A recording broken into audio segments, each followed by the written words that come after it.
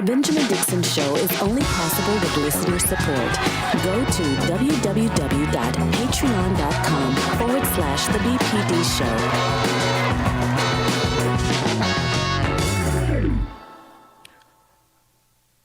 We begin this morning in Haiti, where U.S.-backed Haitian President Jovenel Moïse was assassinated in his home last night, according to a statement released by Haitian Prime Minister. Then we come to the United States, in Minneapolis, Minnesota, where Darnela Frazier, the young woman who captured the video of the George Floyd murder, has announced in a heart-wrenching social media post that she too now has lost someone to police violence. And then we end this morning in Buffalo, New York, in a disturbing situation where a sitting incumbent mayor refuses to concede to a young black woman who beat him fairly and squarely in the Democratic primary race for mayor.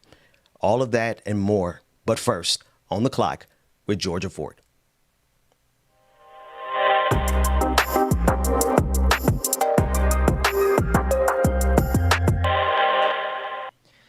Many of you may remember Darnela Frazier for her compelling testimony during the George Floyd trial. And if you didn't tune in for that, you definitely saw the footage that she captured when George Floyd took his last breath. It reverberated around the world and is really what is responsible for the global response to George Floyd's murder. Darnela Frazier at the time was just a 17-year-old girl who was taking her 9-year-old cousin to the corner store when she saw Derek Chauvin with his knee on George Floyd's neck. And she had the wherewithal, some even calling her a citizen journalist, stopping and pulling out her phone and recording a video. It was 8 minutes and 46 seconds. During the trial, we learned that that incident actually took place for even longer, 9 minutes and 29 seconds, in fact. But it was the 8 minutes and 46 seconds she captured on her cell phone that made the world come out and stand up for George Floyd's humanity. And now that 17-year-old girl, she's a little bit older, but here in Minneapolis, we've learned that a high-speed chase by the Minneapolis Police Department, they were pursuing a robbery suspect, ended up crashing into an innocent bystander who happened to be her uncle.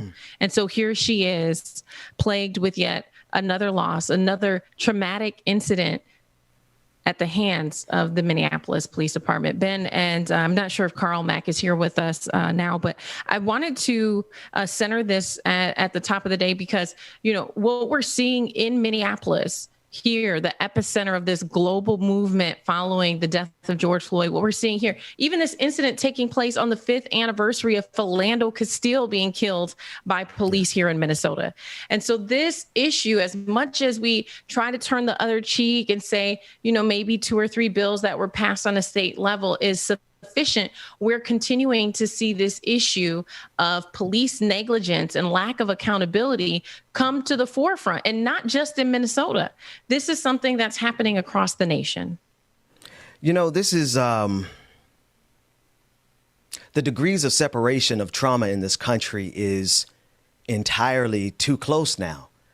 For this young woman to have captured one of the most traumatic experiences that we collectively as Americans have experienced in having to watch those minutes, those 8 minutes, and then for her to turn around and then to suffer at the hands of this tragedy that is the result of yet police violence. Because as she stated in her post, why would they be doing this chase through a residential neighborhood? And it's just so traumatic being black in this country. It is so traumatic being black on this planet.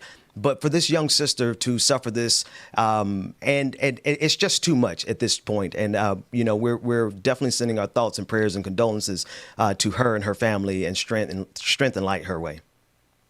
You know, and the other thing it makes me think about, Ben, do you recall Katanga Wright? She was the civil rights attorney that we had on a few weeks ago. And here she is 5 years later after Coach Pollard, the baseball coach in Georgia, was killed as an innocent bystander in a high-speed pursuit. She's been trying to pursue justice against the police department in Columbus, Georgia, for a similar situation. And so the question at hand here is, when you are pursuing a suspect, at what time do you set aside the common safety of innocent bystanders in pursuit of one criminal? And in the case of the baseball coach, David Pollard, he was on his way. He had just left school. They had a baseball game that afternoon. He was going out to get chalk for the field. And he ends up getting struck by the vehicle that police were pursuing. And in that instance, that was an individual who had just stolen a vehicle. And so here in that case, you're talking about a used vehicle that's only worth just a few $1,000s. Yeah. And you're putting someone's life at risk. And so here in the case with Darnela Frazier, this is a woman who has endured gross trauma. Now having to relive that, you know, and seeing the harm that was perpetuated against George Floyd by a Minneapolis Police Department officer, and now MPD is responsible for claiming the life of her uncle. And for what? In pursuit of someone who robbed a few businesses. And I'm not trying to minimize the crime here at all. What I'm trying to do is value the life. And so why is it that our local police departments are continuously disregarding our lives? Continuously disregarding our lives. So now here we have another family who is grieving, and they're going to be seeking justice from the Minneapolis Police Department. You know, at some point, we really have to look at, it's not just about police accountability. There has to be some serious changes with the way that these officers are trained in to make decisions. Because if your first mind is to get the criminal and forget everybody else, we are living in a very, very dangerous society. Very, you know, and I think that's the crux of it. Georgia, I think that we need to understand that this country is violent, and violence begets violence. And the violence that we have externally is the violence that we're seeing internally. And I'm not trying to wax poetically or anything. Like, it's just a matter of fact. What we see America doing on the global stage is what we see reflected domestically. And we have a level of violence here that I think we become desensitized to. I mean, we spoke yesterday about the 150 lives that were taken over the weekend, over the 4th of July weekend, and we become numb to it. And I don't say that to insult us who have had to cope and compartmentalize. I say that because when you look at the trauma that America lays at the feet of Black people in this country, it's a lot. It's a lot. And I'm thinking of Sister Darnela Frazier particularly. Absolutely. You mentioned the 150 fatalities over the weekend. I want to bring in our guest, Dr. J, who's here with us to speak about gun violence this morning. Before we pivot, I want to zero in on this issue. It's easy to look at the large numbers and kind of disregard them, right? But when you understand the people who are behind those numbers, there was a 6-year-old girl. Her name is Anaya Allen. She was shot in the head while she was sitting in the back of a vehicle eating McDonald's. Take a listen to what her grandfather had to say as he continues to call out the person responsible for her murder.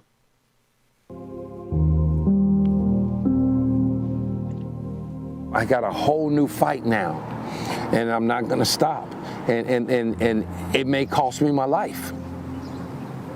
It may cost me my life, and I'm ready for that. I'm prepared for that, and I told my family, but they know me, you know. And so I'm on the front line. I am there. I'm not going to stop until I drop or they take me, trying to. If they watch it, because I think anything I say or do now, those who shot the 3 children are watching. And I'm going to say to them again, turn yourself in. Make it right with God, the community, and our families, these three families. Turn yourself in. That is peace activist KG Wilson. And you heard him there not only talk about his 6-year-old granddaughter, but you also heard him talk about 2 other children. Trinity, who was 9-year-old, who was shot in the head and also died from her injuries. And then LaDavion, who is still fighting for his life. Those are just 3 children, right? And then over the weekend, 150 fatalities across the country, 400 shootings. Dr. J, this feels like a very complex issue because it's not just about, gun restrictions, putting those in place to prevent this from happening. It's also about attacking the root of gun violence, which a lot of people attribute to poverty and lack of resources. Do you have any ideas that can help us start to understand what types of preventative measures can we put in place to mitigate this level of violence from continuing to occur across the country? Yes, thank you. There's a lot that we can do, and I'm glad that you mentioned the root causes because that's where we need to look.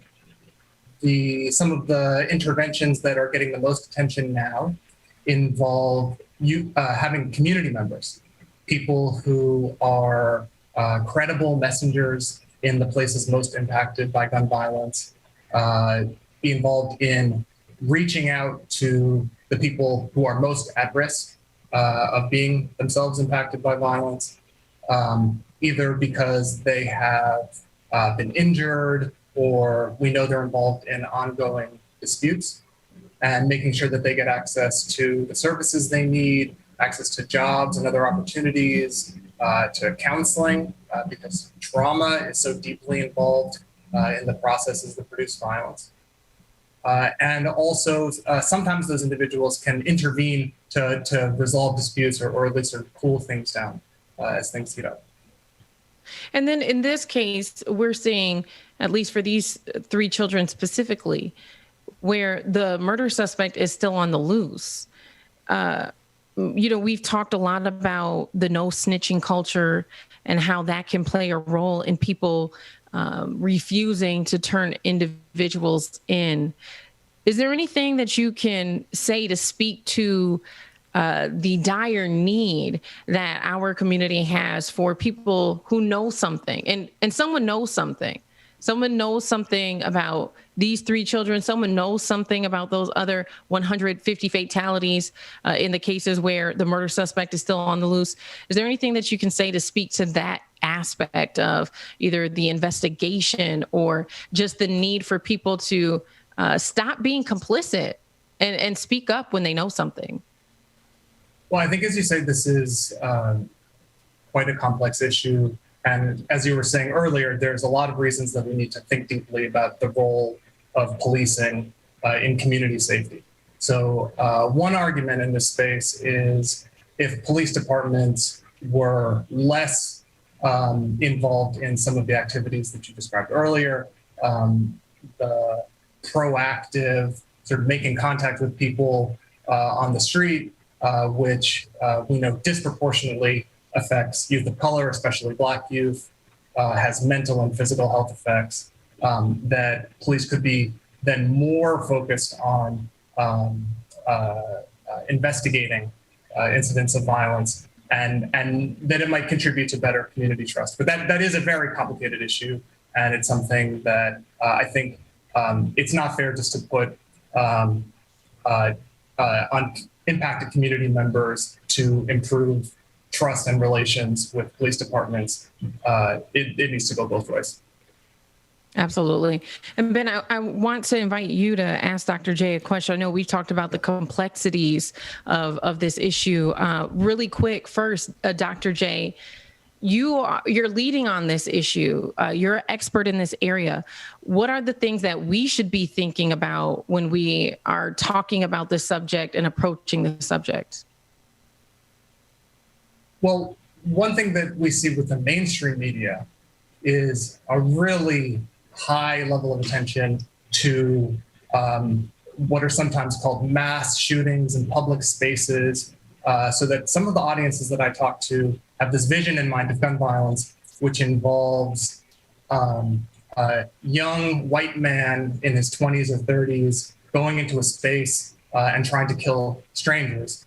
But that represents a very tiny sliver of this gun violence problem in America, the vast majority of which affects communities of color, especially Black communities, and is driven by structural racism. So the concentrated disadvantage that we map onto race and ethnicity in the US. And what my lab has found in our research is that in addition to the pre-existing disparities across race and ethnicity, disproportionately affecting Black and Hispanic youth in their exposure to gun violence, those disparities have only gotten worse during the pandemic. So this is an urgent issue. It's a racial justice issue, and reinvesting in communities that have been disinvested from over many years is how we start to address those root causes. You know, I think this is, I think we have an opportunity to expose something here, because the general sentiment in the discourse, at least from our establishment, is that, you know, the police, that they are who keep us safe.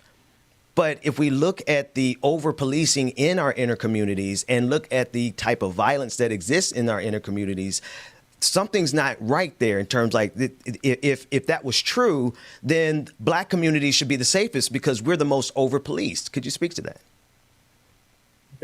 I agree with you, and there's not much evidence that policing as it's traditionally practiced, or even some of the sort of newer strategies that police departments employ, that is particularly effective in preventing the most serious forms of violence.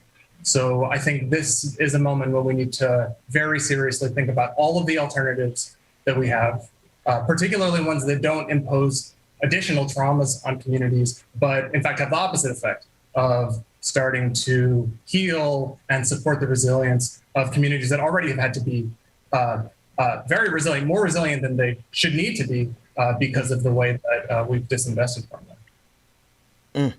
And in that disinvestment, the conversation with some of our friends like Jim Clyburn, and not to pull you into any of the politics of it, but just in the logic of it. Underneath it, they're saying that it's absurd to consider defunding the police.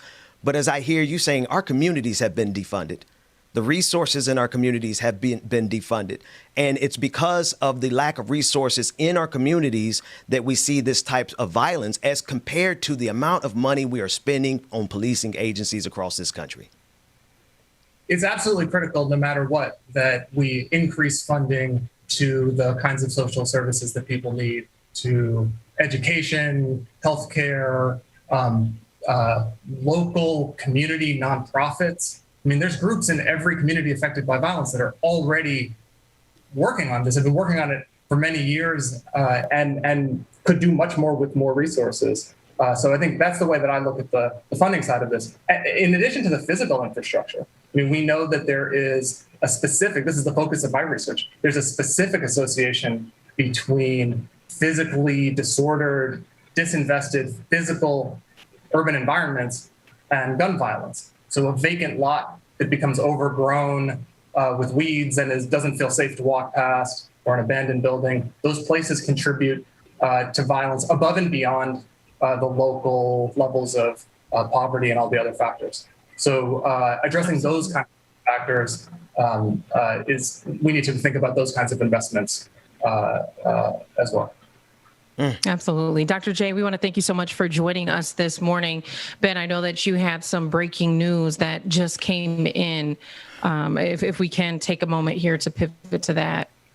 Yes. And again, Dr. J, thank you, because I think one thing that I want us to consider in this conversation about gun violence is the fact that we see this not only domestically, we see it globally. And I'm just looking at the situation out of Haiti. And we're going to be talking about that extensively coming up in the second hour. But the situation in Haiti where the president, Jovenel Moïse, was assassinated last night in his home, according to a statement released by the Haitian prime minister. There is video footage of what they believe to be the assailants, and we will be getting that video and making sure that obviously that there's nothing graphic in it, and we'll be sharing that with you throughout the day. We're also going to be speaking obviously with Rebecca Azor.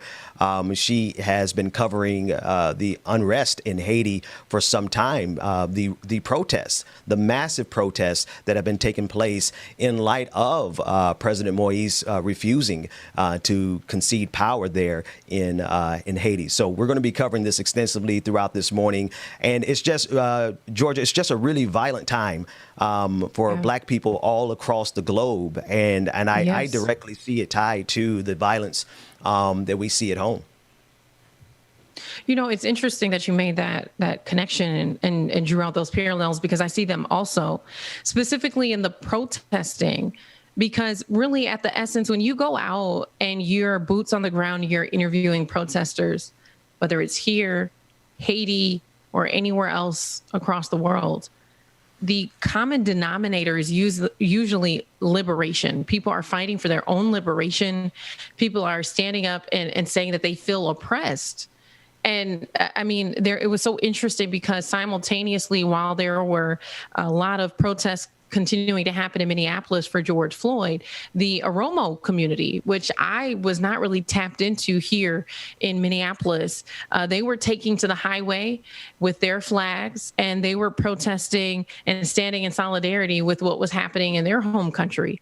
And so we're seeing this all across the world, people standing up against oppression. And so the larger question then is about the government agencies that are in place, people speaking out in the ways in which they feel their government agency is controlling them or limiting their freedom, or just oppressing them altogether. And I know that you followed the situation in Haiti more often. Is that also true for what's happening there as well?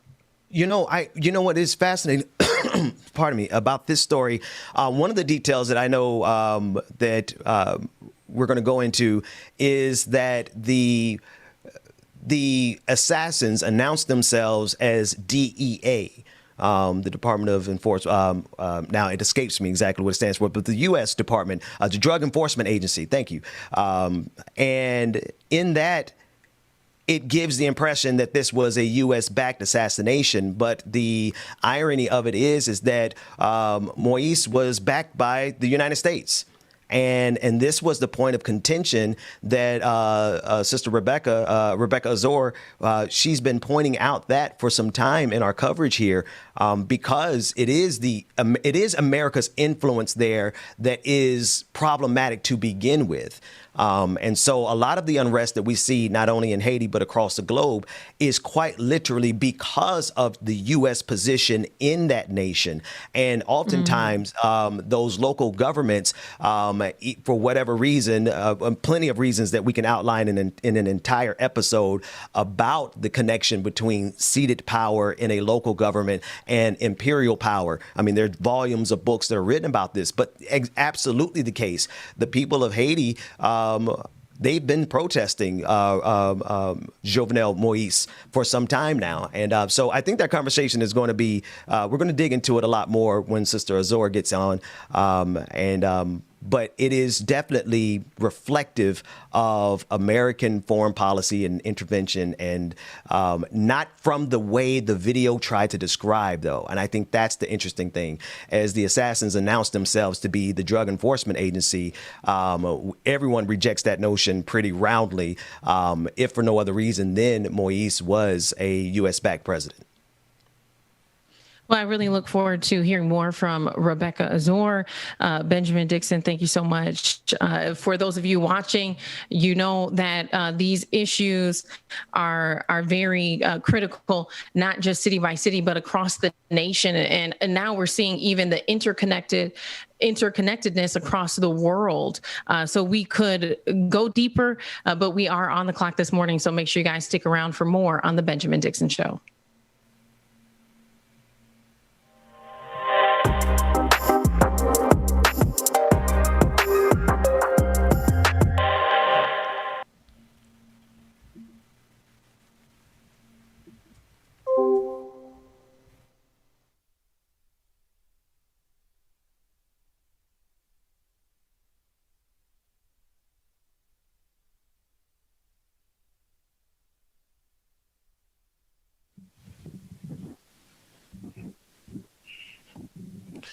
Good morning, everyone. Make sure that you stay tuned. We got more coming up on the Benjamin Dixon Show. Like it or not, it's starting up soon as well, too, y'all. Good morning, everyone. Make sure that you come on in, get your coffee, your tea, your drink, whatever it is you need to get your morning started, y'all. Benjamin Dixon Show, like it or not, on the clock with Georgia Ford, y'all. It's going down. Good morning.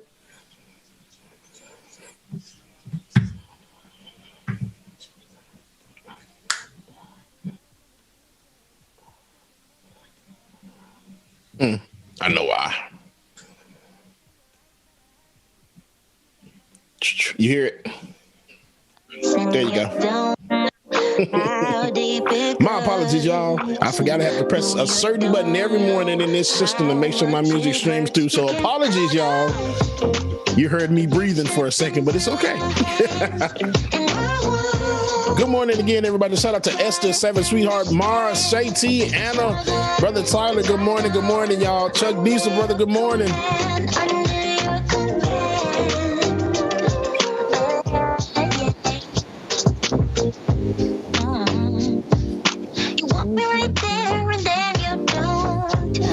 On and on. Good morning, Melanie. Truth the Dragon. Good morning, y'all. And make sure that y'all hit that like button wherever you're streaming from. Twitch, Twitter, YouTube, Facebook, wherever you're streaming from, man. Make sure that you hit that like button, y'all. I appreciate it, man. Shay T, I appreciate you. Good morning, Brother Tiger. You brought this on us, and you don't know how deep it cuts. No, you don't know how much. Laura, good morning. Mark S, Moon Meat, Susan. Good morning, y'all.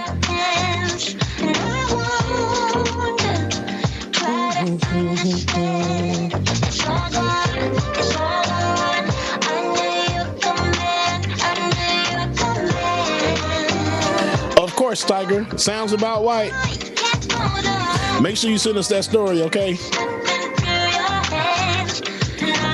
Adaku NH, good morning. I hope I said your name right. Please forgive me if I didn't, okay? Anna Hart, if I didn't say good morning, sister.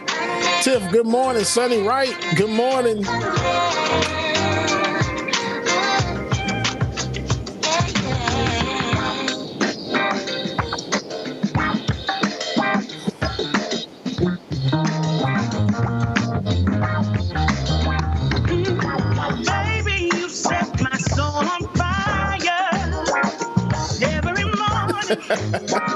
And every evening, and maybe we can't get any higher. But if you like to take a ride, Sophia Williams, good morning.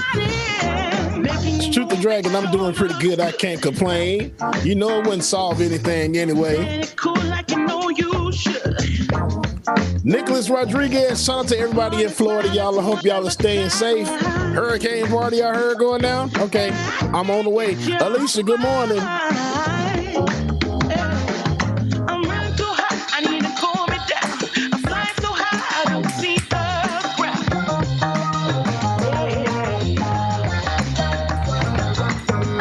Barbara, good morning, Barbara.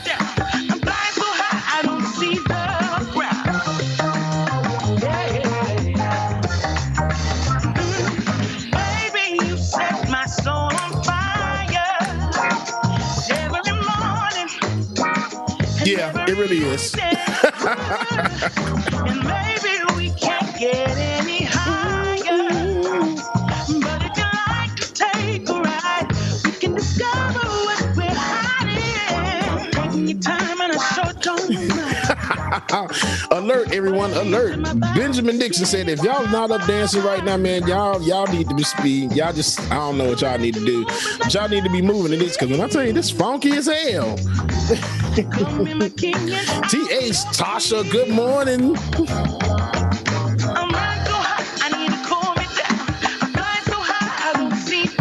Six Dragon Daddy, good morning, sir, good morning. That's my brother right there, y'all. Brother from another mother right there. Ill Hustler, good morning.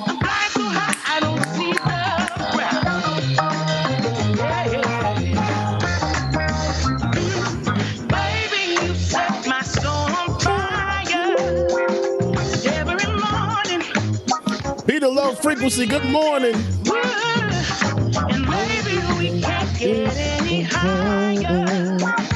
But if you like to take a ride, we can discover what we're hiding. All right, Mara, that's what I'm talking about, Mara. Mara say, got my hips going. Hey. Every morning and every evening. Ooh. We can't get any higher. But if you like to take a ride, we can discover what we're hiding. You like that, don't you, man?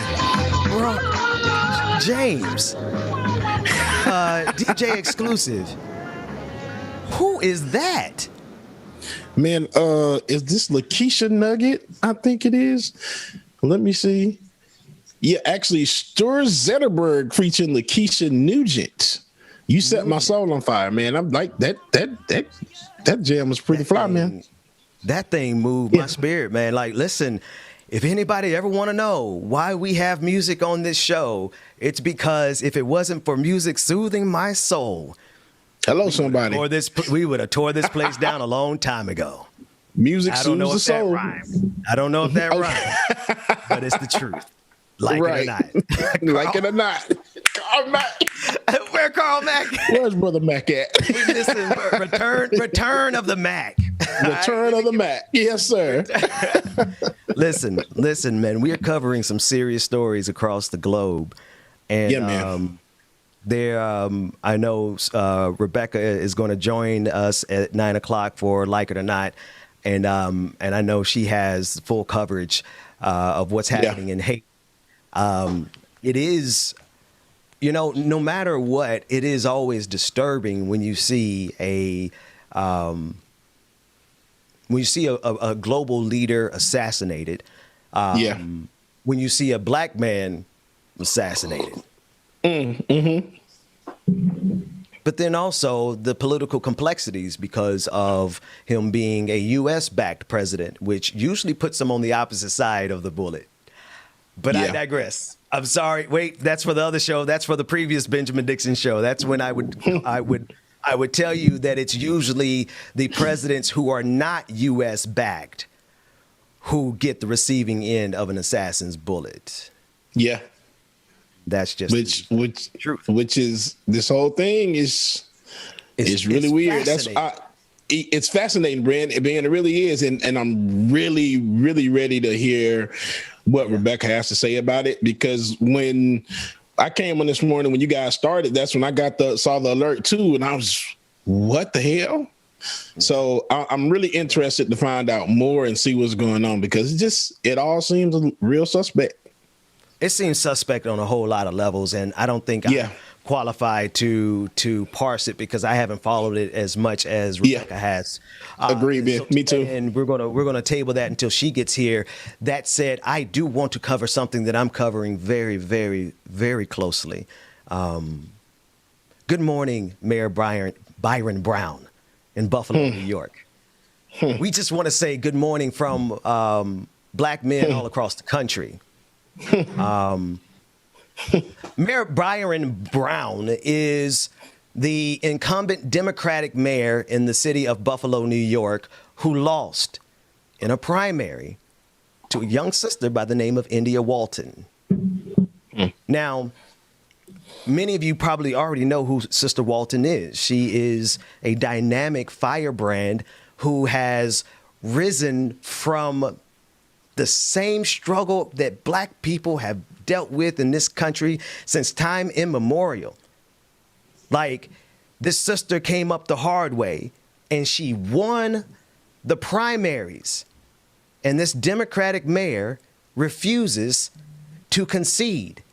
And not only does he refuse to concede, he's mounting a write-in campaign against, you thought it was going to be a white man that came up on the screen. No. Right. It's a black man who is doing this to a young black sister in Buffalo, New York. And he's using the same exact language.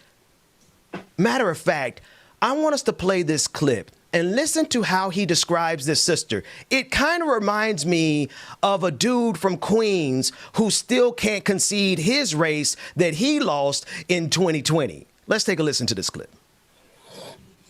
And I can tell you that every time she talks about defunding police, which will make our community less safe, which will make our home values go down, which will make our children less safe, that is more time that people are calling us, showing their support for our candidacy. So I hope she continues. So what do you have to say about what he said there?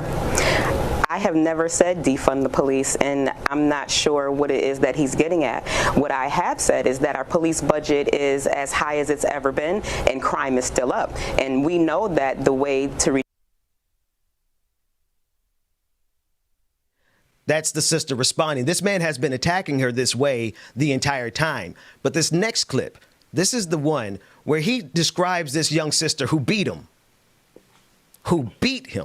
fair and square, Mayor Brown. He describes her as unqualified. He describes her as a radical socialist. And that is the language that is precisely the language of Donald Trump. Take a listen in. We are going on to the general election as a candidate for mayor, and what people have been saying is write down Byron Brown. You know, we know the difference between socialism and democracy. We are going to fight for democracy in the city of Buffalo. The voters have said that they don't want an unqualified, inexperienced, radical socialists trying to learn on the job on the backs of the residents of this community. We will not let it happen. I am a democratic socialist. The first word in that is Democrat. I love that, sister. Go, yeah.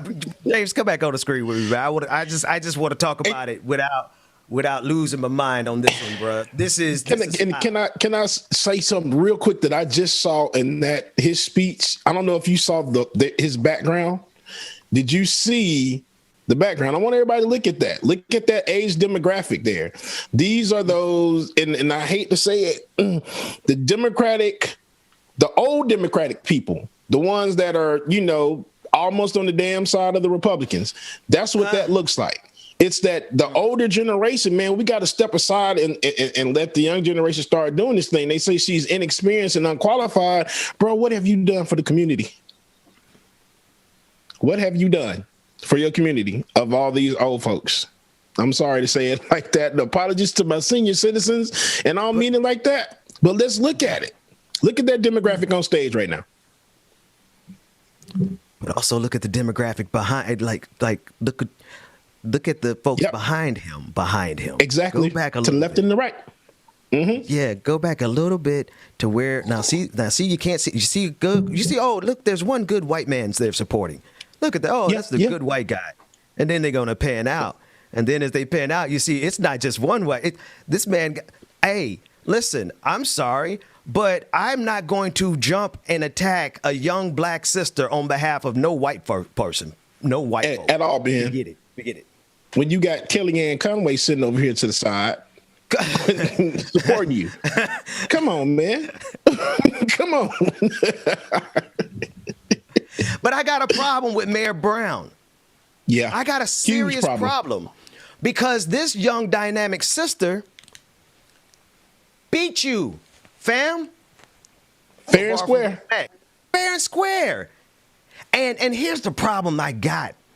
I was talking to Sister Noah Chunga, and she's been like, she's like, y'all know, if y'all know Benjamin Dixon, you know Noah Chunga, y'all know we're the Wonder Twins. She's been covering that race extensively. And she told me last night about all the different moneyed interests that are behind Mayor Brown and how they're especially against Sister Walton, India Walton, because she does identify as a democratic socialist, because she does want to do something good for the people, because she does want people to have health care. Like, can I just ask black folks a question real quick? Could you not use health care whether or not it's attached to your job? Like, can we just, because this is what the sister is fighting for. I just want to know, has there ever been a time in your life, black folks, that it would have been easier for you to live if you didn't have to keep a raggedy job for the sake of your health insurance? This sister is fighting so that you never have to do that again, so that you don't have to stay at somebody's corporate slave warehouse manufacturing. You're just wherever you're slaving at because you have to keep your insurance. What would you do with your life if you didn't have to stay bound to a job because of insurance? That's what this sister is fighting for. That's liberation. That's freedom. And Mayor Byron Brown not only is trying to keep that freedom from you, he's also doing it using the language of Donald Trump. I want to play the clip again, because listen to him saying, like, some people say, he said, people have been saying, write down Mayor Brown. It sounds exactly like Donald Trump. Run the clip one more time. Just like him. We are going on to the general election as a candidate for mayor, and what people have been saying is write down Byron Brown. You know, we know the difference between socialism and democracy. We are going to fight for democracy in the city of Buffalo. Okay. The voters have said that they don't want an... What? Flag on the play. Flag on the play. Now, Flag, I know y'all are like, Ben, you be getting so wordy and academic and all this kind of stuff. I'm sorry, y'all. I actually took time to study this stuff. Preach, brother. I've got my I got my bachelor's in economics, but that's, and I got my master's in political science and international relations, and I'm all but dissertation in, y'all know how that all but dissertation stage is. Y'all know that thing can last for 10 years. But I know my stuff. And brother, the way you said that you know the difference between socialism and capital and democracy, socialism and democracy. Oh, wait, I transformed. I turned into the Matrix. So, Pull him out. Sorry, if you're watching live, we'll edit that in post. But right. Listen, the fact that he said he juxtaposed socialism with democracy tells me that he has no idea what either is. Tell me which one it is, Mayor Brown.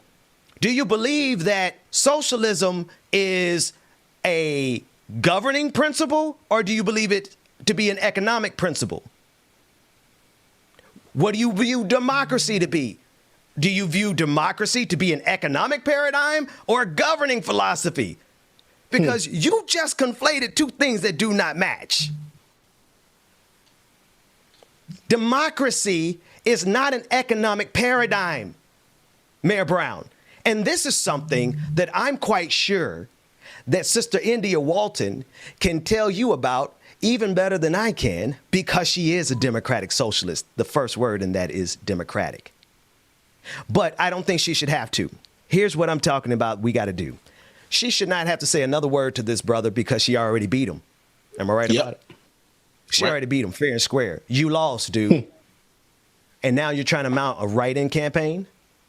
Nah, we're not doing that. So I want everyone who's listening, everyone who's watching, I want right now and for the rest of the day, this is an appeal to your leaders. This is an appeal to your leaders. This is your right to search for yourself, Mayor Byron Brown, who is the mayor of Buffalo, New York. And this is your chance to search for yourself how to contact his office and how to let them know how bad faith this is, how Trumpian this is. This is the epitome of the January 6th. This is the denial of a fair election.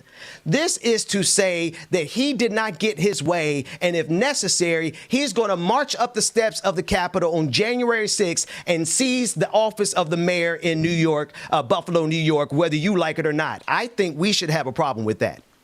Yeah, absolutely. Last but not least, black men, we sure as hell better have a problem with this brother doing this to a young black sister who is blazing on the stage. How few and far and in between do we get the opportunity to celebrate a black woman who seizes power through this system? And to have a black man jump in there and try to snatch it from her, the devil is a liar. It's that old crab in the bucket mentality. Hate to say it, but it exists. It really does. It does, man. I called his office yesterday. I'm not playing with you. I'm not playing with you. What was the result? Any outcome? Did you get him? No. They stopped answering phone calls. We did a thread on Twitter. We did a thread on Twitter, and and Mayor Brown, let me reassure you, it went semi-viral. It hasn't gone viral yet. I don't know why I'm taking this so personally, but I think I'm taking it personally because my daughter wants to run for mayor. Nice. So anyway, y'all call to action. Go to that post, Ben. Make sure you retweet that so we can retweet that. Everybody call to action. Yep. Y'all know what to do. Let's make it go viral, man. Yeah. Really, at this point, there should be no reason that we're trying to block our own. And that's what really kills me and irks my soul is that this man goes up there, and I hate to say it, and I wish my mom could get on and talk about it because I know she knows. But how would you try to just stop this sister and just basically saying, y'all just sound like Trump supporters, white supremacists. Exactly. Saying that Biden didn't win, we're going to go in office, we're going to pull him out. That's basically the same thing that you're saying about this sister.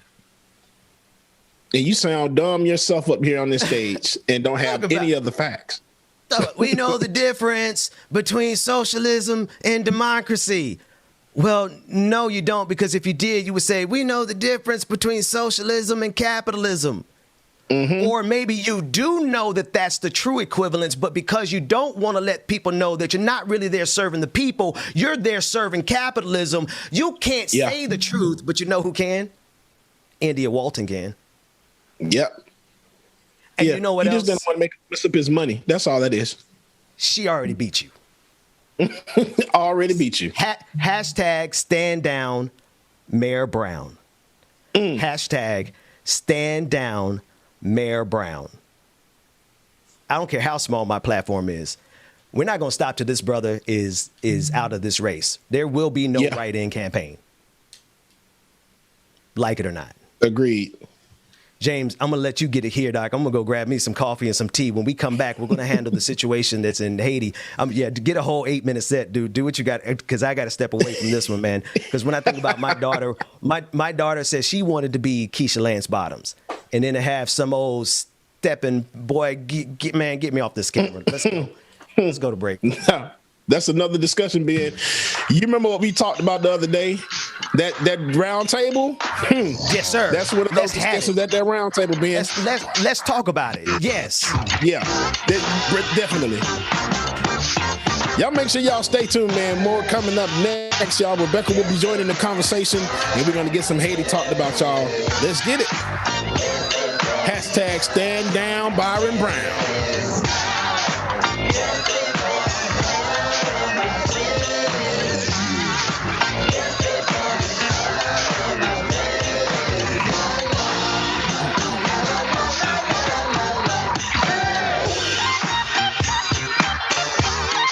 Good morning again, everybody. Make sure that you stay tuned. If you have not already, patreon.com/likeItOrNot, patreon.com/likeItOrNot. And even if you have, go ahead and increase your pledge. It's okay.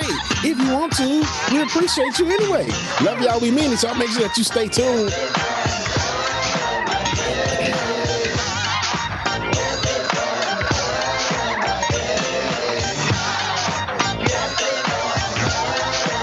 Good morning, Mama. Good morning, Daddy. Love y'all. Mean it, man.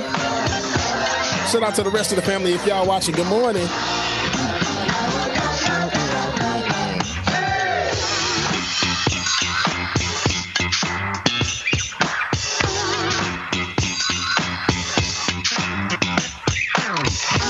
Shout out to everybody everybody that is streaming on Twitch this morning, y'all. My Twitch subscribers, what's going on? Good morning, y'all. Jam Tomb, good morning to you. Jam Tomb says, as soon as my stream comes up and catches up to me, Jam Tomb is justified anger being, and we should all be taking it personally. This is blatant disregarding of the votes of citizens. Amen, Jam Tomb. Appreciate you. We had one more for her as well, too. I agree with Bubba. If the children are our future, why are we always holding them back and trying to warp their ideas?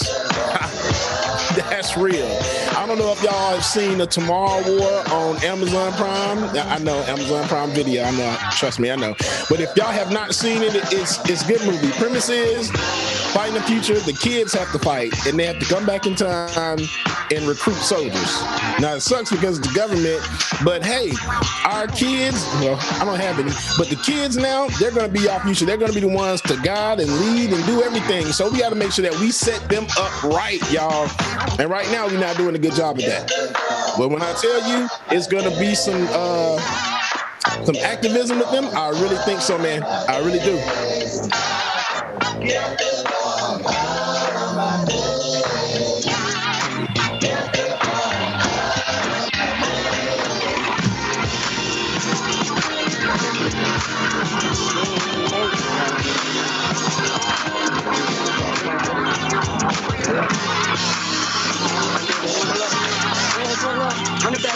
And if you have not, make sure that you see America the Motion Picture.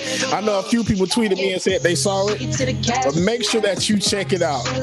Hilarious. Trust me, it is. Trust me.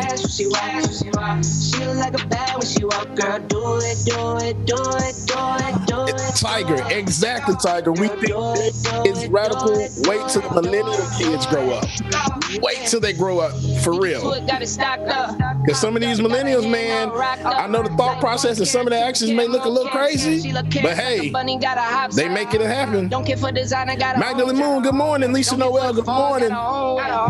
Don't get for the scene, take her own trip. Guarantee it's for a bag and she walking. She get to the cash when she walk. She look like a bag when she walk. She get to the cash when she walk.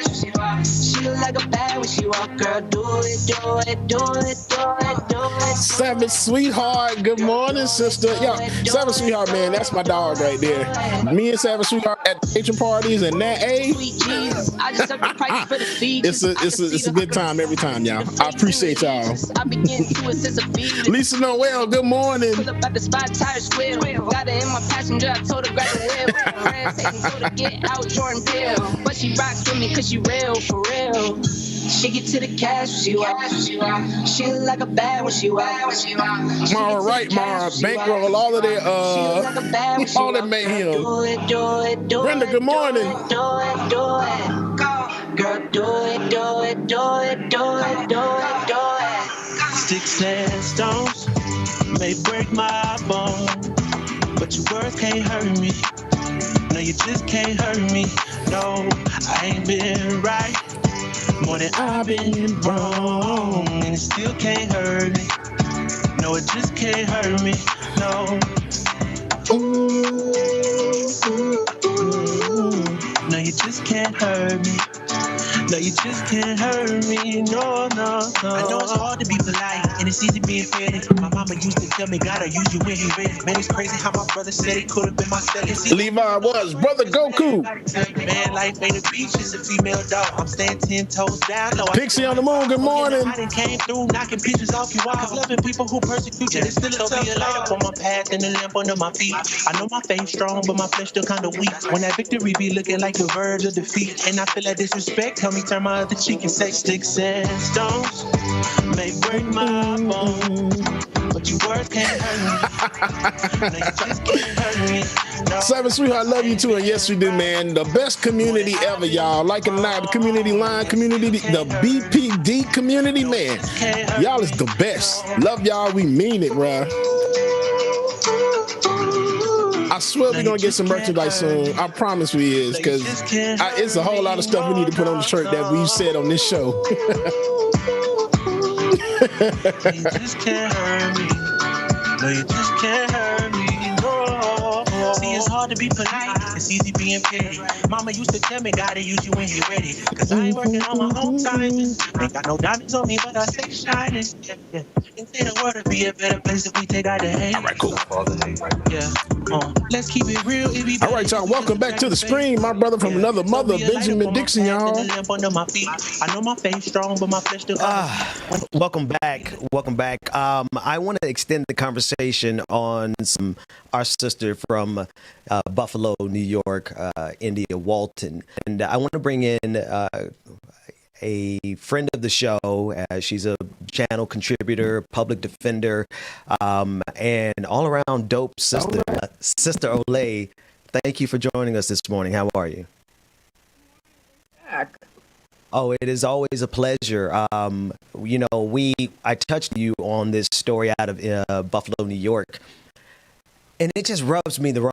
It's just something about it, and what else rubs me the wrong way is that ever talking about it, because if we got the big lie in Donald Trump, do we not see that in Buffalo? Yeah, no, you're absolutely correct. It rubs you the wrong way for good. I actually was watching them discuss that on the Rational National. Ridiculous. It's just ridiculous on so many levels. So Walton won the primary. Obviously, Buffalo is a very blue place, so she's going to be mayor, right? Now, Harris Mayor already been mayor 4 times. He's running for a 5th time. You've lost the people for you. So that should be the end of it. I don't know why the media is engaging him and pretty anything he's doing is making sense. But here he is launching a write-in campaign against this woman's desire to help the city of Buffalo. And he isn't even painting, she's not. He gets out there and he paints her like, oh, this radical socialist. And first of all, he doesn't define socialism, but in any event, if he's trying to make it this big scared, it's like, oh, so she wants to help the people of Buffalo. She wants to give them more control of the means of production and money and resources, and she believes that, you know, they're citying them. So scary. So it's just ridiculous. If I were to cut if I were to cut through all of it and get to the bottom line, and I know you can go here with me, isn't it just crazy that we have some black who will sell out black people on behalf of capitalism? I mean, listen, just gonna cut it. Capitalism and power, and for individual power at the expense of the, make sure you gather them completely, because he's like I think what it really boils down to is entitlement, and I think that's what happens when you play a white man's song. You know, I don't have time to mince my words, but that's what happens, right? You've already been times. The people have decided they're done with you, right? They think that they could get progress. There is a black woman in the same party as you, trying to move towards more civ means, and that's an issue for you. So you as a black man get up there and start demeaning her and attacking her and diminishing her in the same empty way that conservatives would do if they were talking about you. It's wild. It's wild. It's not that shocking, but I think it's interesting the fact that because he is a black man doing this to another black woman, it's not being portrayed the way it would be if he were a white conservative or a Republican doing it, but he's behaving in the same manner. That's the science. That's the science to it. And that's the malicious, that's the insidiousness of it. That's the word I was looking for, because he is behaving and carrying himself towards this black woman in the same exact way white supremacy would. He is literally doing it in the same fashion that Donald Trump would, with the same absolutely big lie. Empty mongering. Exactly. Like, oh, this radical socialist, she wants socialism and we're fighting for democracy. And I'm like, first of all, the woman is a democratic socialist. That's one. Second of all, define it. Let us know what the huge problem is with that. Because all you're saying, he keeps calling her a radical socialist. I'm like, the woman's platform is she wants police officers not to be responding to mental health things. She doesn't believe police officers should be responding to traffic issues. She thinks that they should be putting the money into the community and helping people. She thinks that they should be getting more training. She wants more money put into education. She wants civilian oversight of the police. The woman has a platform, actual substantive things that the people of Buffalo decided that they want to see too. But instead, he's not going to talk about that. He's just going to get up on the screen and holler. And if it weren't who he was, we would be talking about it in an entirely different way. And I also think that's irresponsible on the media's part. I think the fact that they're engaging him as though this is real or something to be taken seriously is just as dangerous as the foolishness we see on the right, because they're like, oh, I've seen several news coverages going, it's going to come down to it's between Mayor Brown and Indy Walton. No. We had a primary. No. The woman already won. That's done. Yes. That's done. There's no come down to nothing. This is just a man on a tirade because for whatever reason, he's convinced himself that he is the all-powerful permanent mayor of Buffalo. It's confusing to me. I'm like, what exactly is the issue? You've been given more than enough opportunity. So, unreal. Period. It's unreal. Period. Like so this is the thing. This is the rub. Like, no, we're not going to allow these institutions to use this black man to harm this black woman who's fighting on behalf of the liberation of all people, especially and including black people. We're not going to let y'all play the game that you normally play here, because what they normally play here is silence. You're not going to hear anybody like Jim Clyburn come in and tell this guy to stand down. You're not going to hear anyone in the mainstream media talk about how this is truly Buffalo's own big lie. No, you know why? Because the systems are so used to doing this to black people, and they've mastered the art of using black people to do this to black people. And this is what Mayor Byron Brown is doing.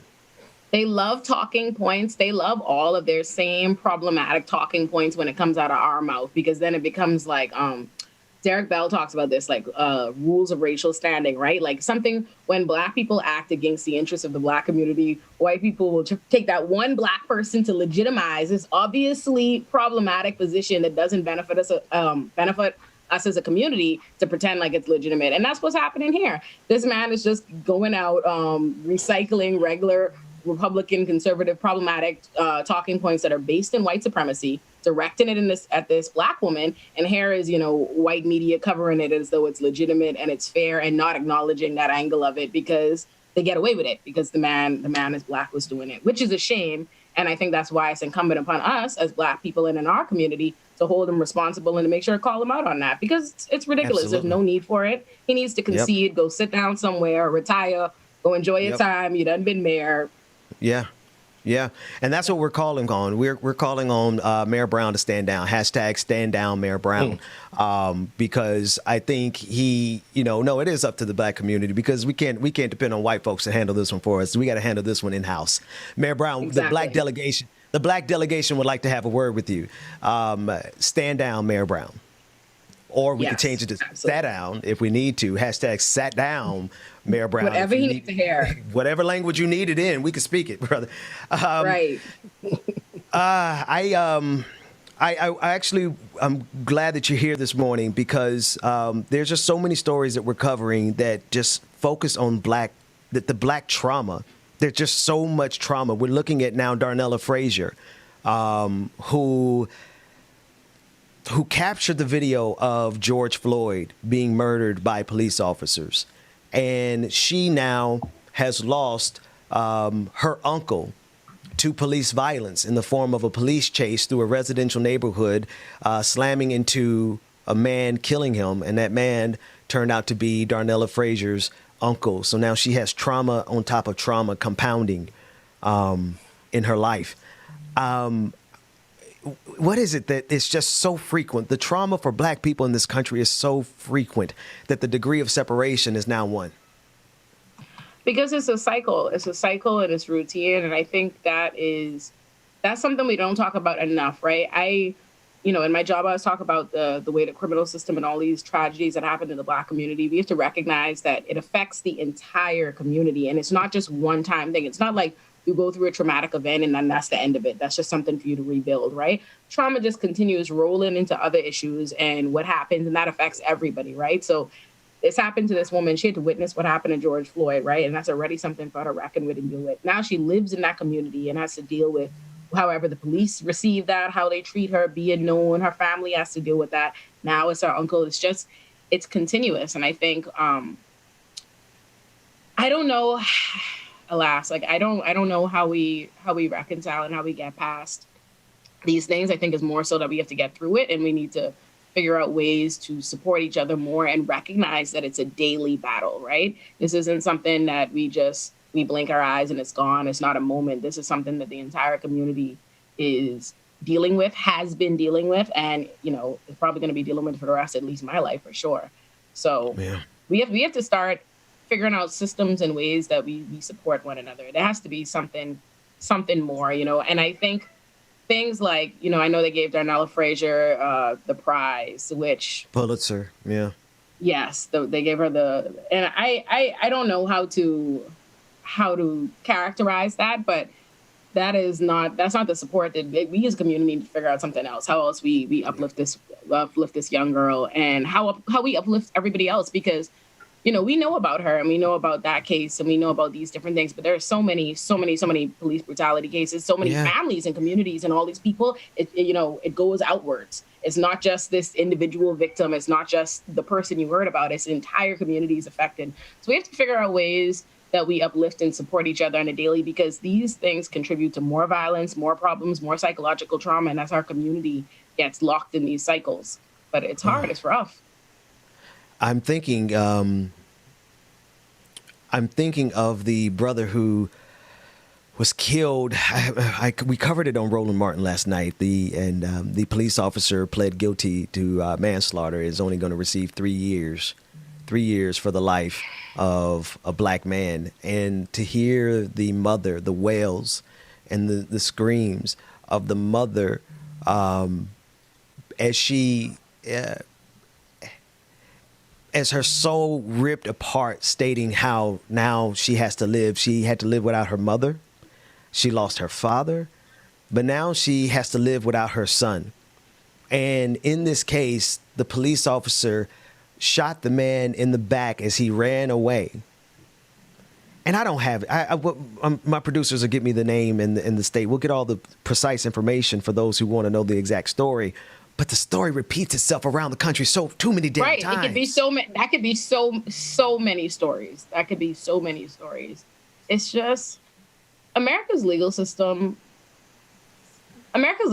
just does not care about what the truth is and what justice is and what is fair. And that's just the honest truth. I wish I could say something else, but that is the truth, right? Because legally speaking, running away from the police, the Supreme Court has decided this, running away from the police is not even indicia of guilt, right? Legally, in terms of, how the court is supposed to analyze that, that's not even grounds for you to justify, proceeding after somebody or, evidence of their guilt. But somehow every day in this country, police are able to shoot Black people in the back, shoot us, kill us. There's never been a more clear, someone is not a threat to you. They are running away from you. Like legally, you should even have the time, the things that they're chasing these Black people for what? Just last night I put up a case on, I do that daily thread, and they shot the man. They were like, oh, he's not complying. He was running away, about them trying to pull him over for expired tags. What? Why is that? Why does that matter? The things that they murder people for, and to me that just exemplifies that these are just flexes of power. That's all it is. It's just the ability to show that you can dominate a people and you can exercise this control over them, and no one can stop you, because there's no other reason. Why are you chasing somebody down about things that aren't even crimes, traffic infractions, misdemeanors, things that you wouldn't be able to prosecute? You couldn't put them in jail for that. You know what I mean? You couldn't even beat that case. Like, it makes no sense. But yet you are murdering someone for it. That makes no sense. And in no other context would we allow it. But we allow it with police, and we allow the system to go on where they can continue doing it constantly. And it's ridiculous. It is absolutely ridiculous. And it blows my mind about this country every day. This is the story. And I'm reading from NBCnews.com. The grieving mother of a Black man killed by a white police officer during a 2018 shooting that was captured on video told him Friday he better watch his back in jail, prompting chaos in a Tennessee courtroom where the ex-officer pleaded guilty to voluntary manslaughter. And this is the mother of the victim speaking. She said, I hate you. I don't accept your apology. Vicky Hambrick screamed at Andrew Delk, a former officer with the Metropolitan Nashville Police. You better watch your back in jail. So Hambrick is the mother of Daniel Hambrick, and it's just another brother. And we don't have the video, but I don't want to play the video because I don't want to hear that mother's screams again. I'm tired of America. I love that she. Yeah. I love that she said she hates him. Because too often, Black people are expected to be so much more forgiving, so much more benevolent, so much more kind-hearted than everybody else. We're the only people who are supposed to deal with trauma and abuse every single day in the country. And we're supposed to say, it's okay. Join hands with me. It's fine. No one else does that. Everybody else, anytime there's a crime committed against anybody else, they can't wait to trot out the white victim to go on a long tirade about how this person needs to go to jail long ago. Oh, look how my family's been affected. Yeah. But anytime as a Black person, we're supposed to come out here, get real religious, soft, forgiving, and all of this. So I appreciate that Black woman allowing herself to feel her emotions and say, you know what, I hate you. You took my son. Yeah. And that's her right. That's absolutely her right. And I'm glad she did it. They've been trying to get my attention. Let me bring Rebecca in, Rebecca Zor in the conversation. My fault, y'all. Rebecca. The story of this mother, and just listening to her screams kind of like just really threw me. And that's why I'm not interested in playing that clip on this episode. But good morning, Rebecca. It's a wild morning for everybody. Good morning. Good morning. Good morning, Ole. I was letting y'all just go Rebecca. ahead. I'm like, yo, we back here. Hi, hey, we here. But good morning. The topic that you guys were discussing was is definitely one that is very important. I actually wanted to jump in on when you guys were talking about the Buffalo mayor and how the mayor who has held that seat for a minute is giving her a lot of pressure. And trying to have her stand down. But Ben, you're telling him to stand down. Mayor Brown, stand down. I think that's so cheesy but funny. It's good. Yeah. It's good. It's good. Oh, well, it's in response to it's in response to him in his little speech. He said, "Write down, Mayor Brown." I said, "Okay, champ, stand down, Mayor Brown." You want to play this game of semantics and words. We got you on this one, brother. Yeah, slogans work, but sloganeering, right? Sloganeering. But he, it's like it's one of those things, and it be your own people. We discuss this all the time. It be your own people.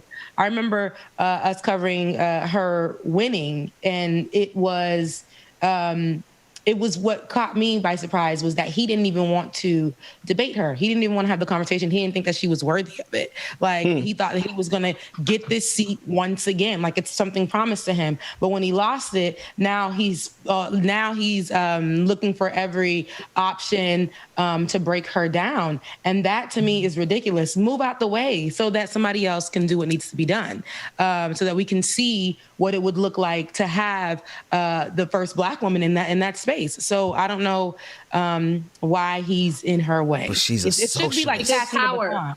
Yeah. Because power.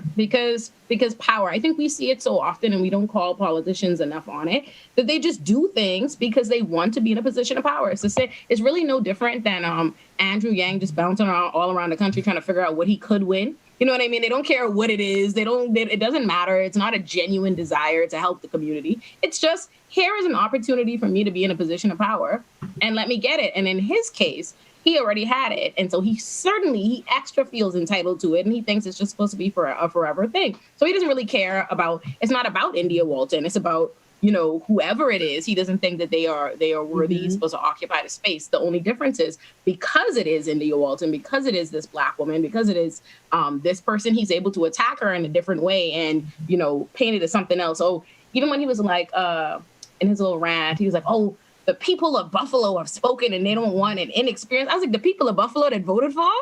Those are the people that have spoken and said they don't want her? He's like, oh, they don't want this inexperienced. I'm like, I'm sorry, who would be more experienced than the man that's been sitting here occupying the space for 4 terms and they done told you they don't want you go somewhere.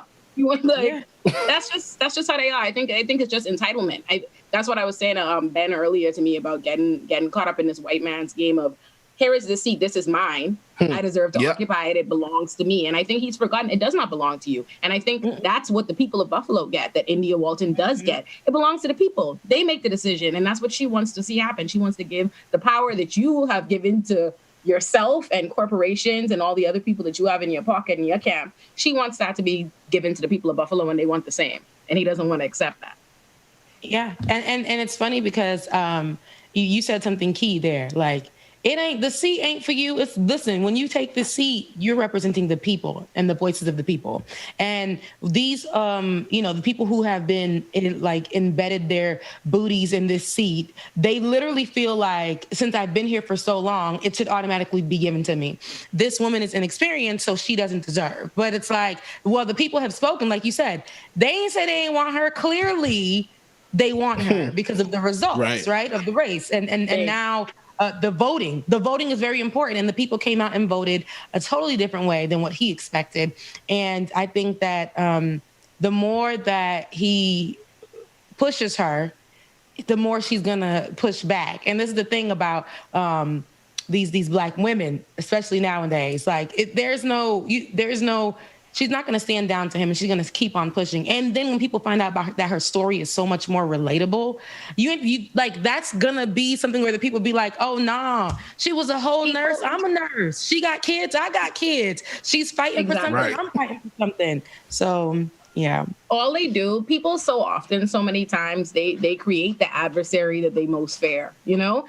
If you think, first of all, she beat you without you even having her name in your mouth. You know what I mean? She beat you then without the attention. So now she's already beat you. And now you want to be on this campaign talking about her. And all you're doing is drawing more attention to her and her excellent platform. Like you said, I'm like, this is a woman who, gave birth to her twins and then went back and decided to be a nurse in the exact same place where her twin boys were in the NICU.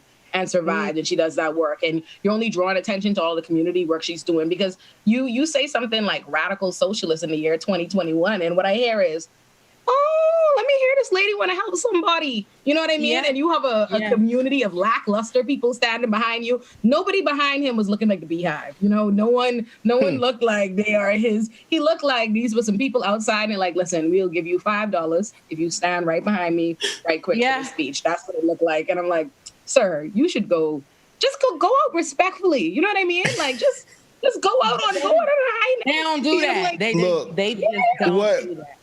What I said was, Olay, they look like that. Those were his voters. If you look at that, they're older, much older, senior citizen community.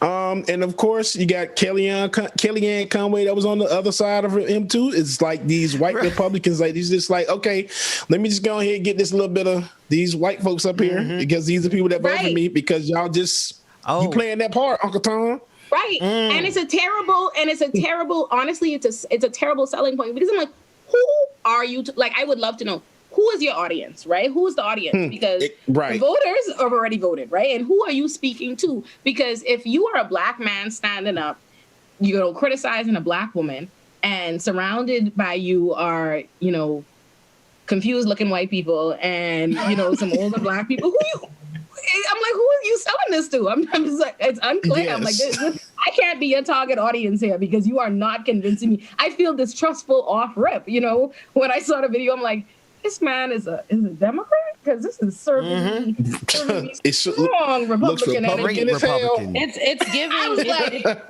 It's giving very conservative. It's giving like them old heads that literally feel like everything be dropped into their lab. They don't know how to work for social media. They got somebody doing all the work for them. They have not. There's no innovation. They're stuck in the same old. That's what it's giving me. And that's why he doesn't want India Walton. That's why he doesn't want her at all, because he knows it's going to be fresh, it's going to be new, and it's going to be. And even her campaign itself worked itself out through social media because a lot of people didn't know who she was before she won, and until she put out her information on social media, it got to the hands of somebody. We let that thing go viral. It was like, a Black woman?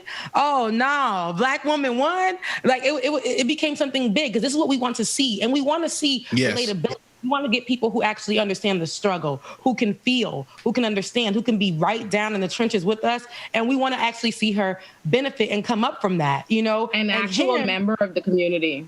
Yes, an actual person who understands, like, hey, yo, what it feels like to have, like you said, kids in the NICU, to understand what it feels like to live paycheck to paycheck, to understand what it feels like to maybe possibly not get medical attention that she needs, even though she's a nurse, right? So all of that goes into play, and she's thinking about the people, and that's what I like to hear, even what she stands for. If you go and check out her website and what she stands for, and then you go to his is very general, and hers is very specific to the people. And his just talks money. That's it. It just talks money and the people he's in bed with. And I'm like, you're only really just proving the point, right? Like, you have a whole website and thing, and it's really just talking about the corporations and the developers and the whoever you in bed with. But what about the people? And that's the difference between their platforms. But I think the reality is his own discussion is very telling on how he feels and what he wants, because the man, he doesn't say write in Byron Brown, he says write in Mayor Brown. Like, it's very clear he has infused this with his identity. He thinks that he is the permanent mayor. This is his spot, and how dare anybody challenge him for it? Sounds very Trump. Sounds very, very Trump-like, and that's very much so. That and that whole sickness, like I said, it's embedded into these people, especially the white men. But then, there's levels to this. The black woman is at the bottom, so the respect that she's gonna get is gonna be like literally at the bottom of the totem pole. That black man believes that he deserves. He's not gonna look at, oh my goodness, I'm gonna pass the baton to another black person. Not only that, a black woman who will be the first. He's not interested in that. There are a lot of people that are like that. I've experienced that. I feel like from college and up, there's always an opportunity. I feel like, I don't know if y'all can hear that, but those are my cats being a terrorist. But they're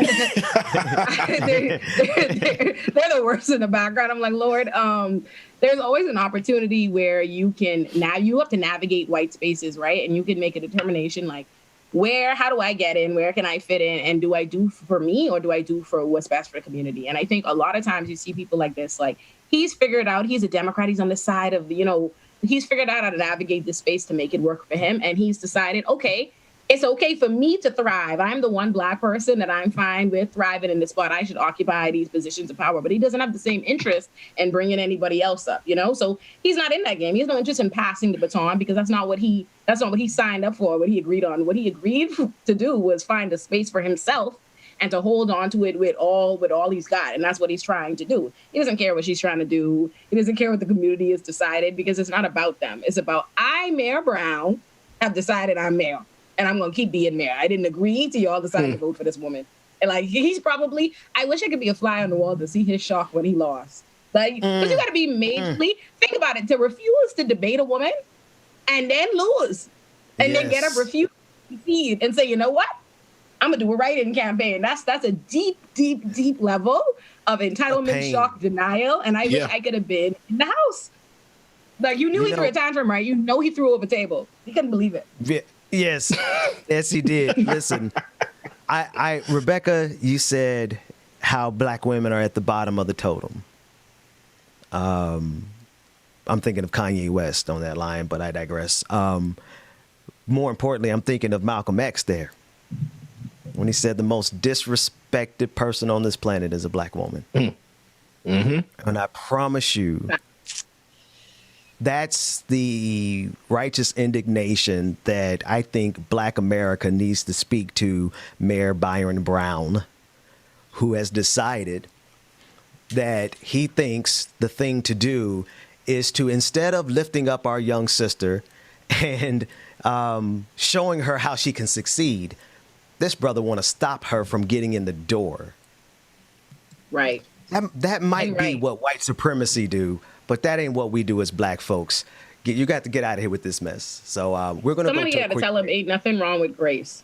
There's nothing wrong with grace. The community will embrace you. And it's not like, he's a one-term mayor and this was his, second term he was looking for that he really needed. And she really this isn't a reflection on him. The man's already been mayor four times. He could have his term and whatever his legacy and his respect, whatever that is that he believes is his credit, his due, his history. He could have all of that. And that could be completely untainted, unchanged by this woman winning. Instead, what he could have done, and I hope he, goes and looks in the mirror, has a conversation with a therapist and a PR person and decides to pivot. But what he could have done is say, you know what? I, as a black mayor, I was mayor for this amount of time, and look at the change I ushered in. And now here I am passing the torch. I've made it possible for a black woman to come in. You know what I mean? He could have done this. He could have, put himself in a mentorship position. He could have offered to, what I mean, show this woman the ropes. He could have gone about this in a way in which he could have embraced her. He could have embraced the community. He could have continued to have a thriving career in whatever, like, respect and leadership position he wanted. But instead, he decided to get up on TV and behave like a white man. And I don't know what he's thinking. And someone needs to talk to him. I don't know where his wife, his friends, his sister. I don't know. Somebody has to talk to him about it. But well, I'm calling his office again today. I called his office yesterday. I'm calling his office again today, and I'm gonna call his office every day until he stands down, because you're not gonna do this to a young black sister who is dynamic, who is fighting on behalf of the people, and who has broken through. My brother, you have to understand what it takes to break through being black and poor in America. And you know what makes it better, I think, makes her stronger? He doesn't have any criticisms for her. He has nothing substantive to criticize. He has not levied one criticism of her. His entire argument is the woman is a socialist, which that's not a criticism. That's like saying, oh, Olayemi is black. I've identified, we're aware. She's already said she's a democratic socialist. That's exactly the platform we like and people voted for. So what's your point? Are you trying to say it would be better if he came up there and said, "Oh, she's not really a socialist. That's just talk." But he can't even say that. So what he's saying is the woman is who she says she is, and we like it. Sister Olay, thank you so much for coming and sharing and just helping us speak truth to power on this issue. I'm not going to let it go, so I'm gonna reach out to you, and we're gonna keep putting pressure on this brother. Thanks so much for joining us. I got you. Thanks, Olay. Thank you, Don't Olay. forget. Well, don't forget, Olay. I don't know if I missed it because I was on vacation. But the information that you wanted to give us or share with us about the work that you're doing in the community with these cases and things like that, we would love to cover that as well. So I got you. I'm gonna email Ben y'all right now. Bye, everybody. Okay. Awesome. All right, bye, girl. Have a good one. Bye. Hey, Jane. Folks, we're going to take a quick break, make some quick adjustments. When we come back, Rebecca is going to give us the coverage on what's happening in Haiti. We've been following it all morning. The breaking news that the Haitian president was assassinated in his home last night, and that's according to the Haitian prime minister. We're going to take a quick break, more like it or not, after this. All right, you are now listening to the smooth sounds of DJ Exclusive. No, I'm just playing, y'all. Good morning again, everyone. If you just joined, we're going to get some of these super chats and everything read off, and also get in our patrons covered real quick. New patrons for yesterday. All right, we have Latif M, who joined the BPD Patreon and also increased their pledge on the Lion Patreon. Shout out, brother Latif. Latif is one of our faithful watchers, man. We appreciate you, brother. Nat A, good morning, good morning. We have Corrine R. New Twitch subscribers, we have username is Media, subscribe with Prime. Late Bloomer 65, subscribe. NZ Cassie, subscribe. Limitless 326, subscribe with Prime. And Sammy Lynn, the Kind Dragon, gifted subscriptions to Afropuff and OG_Landshark. So thank y'all so much. We appreciate it. And if you haven't already, make sure that you go join yourself. Patreon.com/likeItOrNot. Patreon.com/likeItOrNot. Now let's see. Jam Tuned on Twitch says exactly, and the reason they think they can get away with this is because so many have. Let us not forget that this is Turtle Island, stolen land built by stolen people into what we now call America with 3 Ks. Hello, somebody. Tracy Jones, shout out to you. 50 stars sent, and then that's it. Everything else we have already read today. So yeah, we appreciate you. Like I said, make sure that y'all hit that like button, follow, subscribe, all of that good stuff, you know, when Like It or Not and the Benjamin Dixon Show is going down. We'll be right back, y'all. Here we go. I know that feeling. We say goodbye until it hurts. I know that feeling. Stormy skies and fireworks. Yeah. But I'm not afraid to be alone. Hedley Butler, I appreciate that. I'm not afraid to overcome. It just looks like this on screen. It takes so much time just to get this thing right, man. But yeah, it looks good on camera. Looks damn good on camera.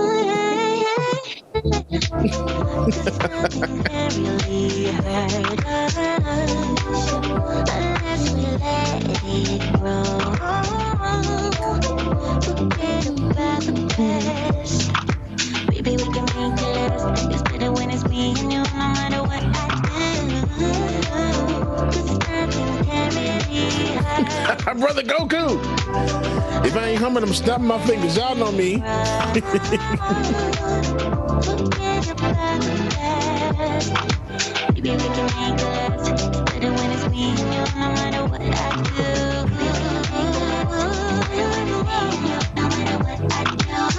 Miss Nuru, good morning. 1020 Carrie, I appreciate you.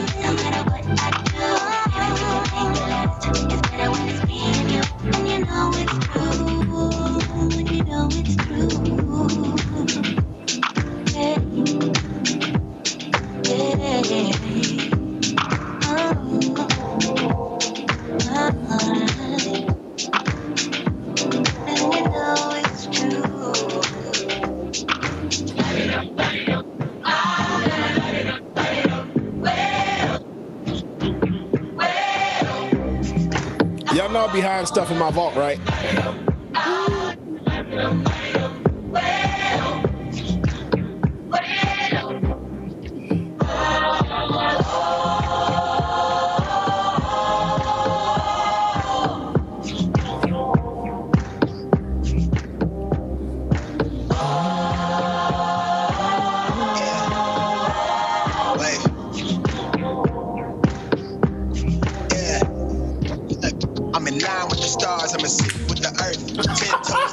Child from the turf. I never switch sides, like even when I die for the squad, lot of ties in the hearse. I've been on the vibe, kinda hard to describe. Remember when I'm good, it's fine, but I'm tired of the grind. Then I come alive in the night to realize I'm in the middle of the time of my life. I never sold pack for the stack. Yo, got a bag from the way that I write it. Queen looking Tyson, do that I survived, doing 80 to the house, then I hit it to the sky, change Peters on a tirade.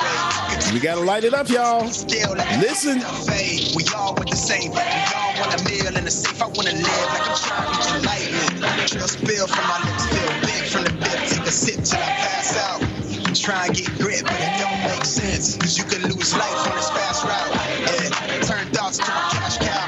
I might flip that to the glass house. I don't need the accolades. I'm in love with the chase. Hey man, if y'all like this song, I need y'all to go ahead and drop them lions and fires in the chat, y'all. Like my brother Chuck Diesel, drop them lions and the fires in the chat, y'all. 5-hour flights, couple nights at the flat. To be real, could you see me making moves while I'm at? I'm still on the grind, limit time when I chat. I'm burning down sage, keep the demons away. When I write to give a piece of myself to the page, I don't do it for the praise, love. That's just how I'm made. From the glass in the mirror, yeah. Do it at me, old man, trying to pass in the fear. You're the first one to talk, but the last one to hear. Eyes blurry, but I couldn't see that. And he cleared down.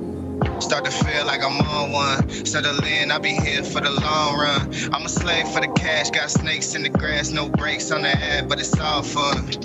We done seen it all, heard enough, give me space before I murder y'all. 10 bad here, I'ma curb them all. The chat is literally on fire right now. The chat is literally on fire right now, y'all. Lighten up, hear them talking, they ain't right enough, tighten up. Everything that I came for, I left with. I don't bang sets, I just bang on the set list. Going past up when I came. All right, y'all. Y'all welcome back to the screen. Ben and Rebecca, y'all. Woo! Because if not, we'll keep going. So got the same.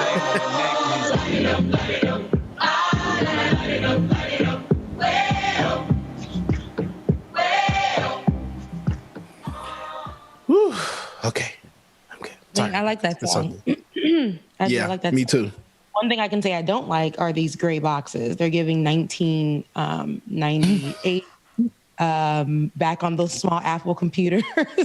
Back in like, remember when we used to have those in the elementary and the little games had like three.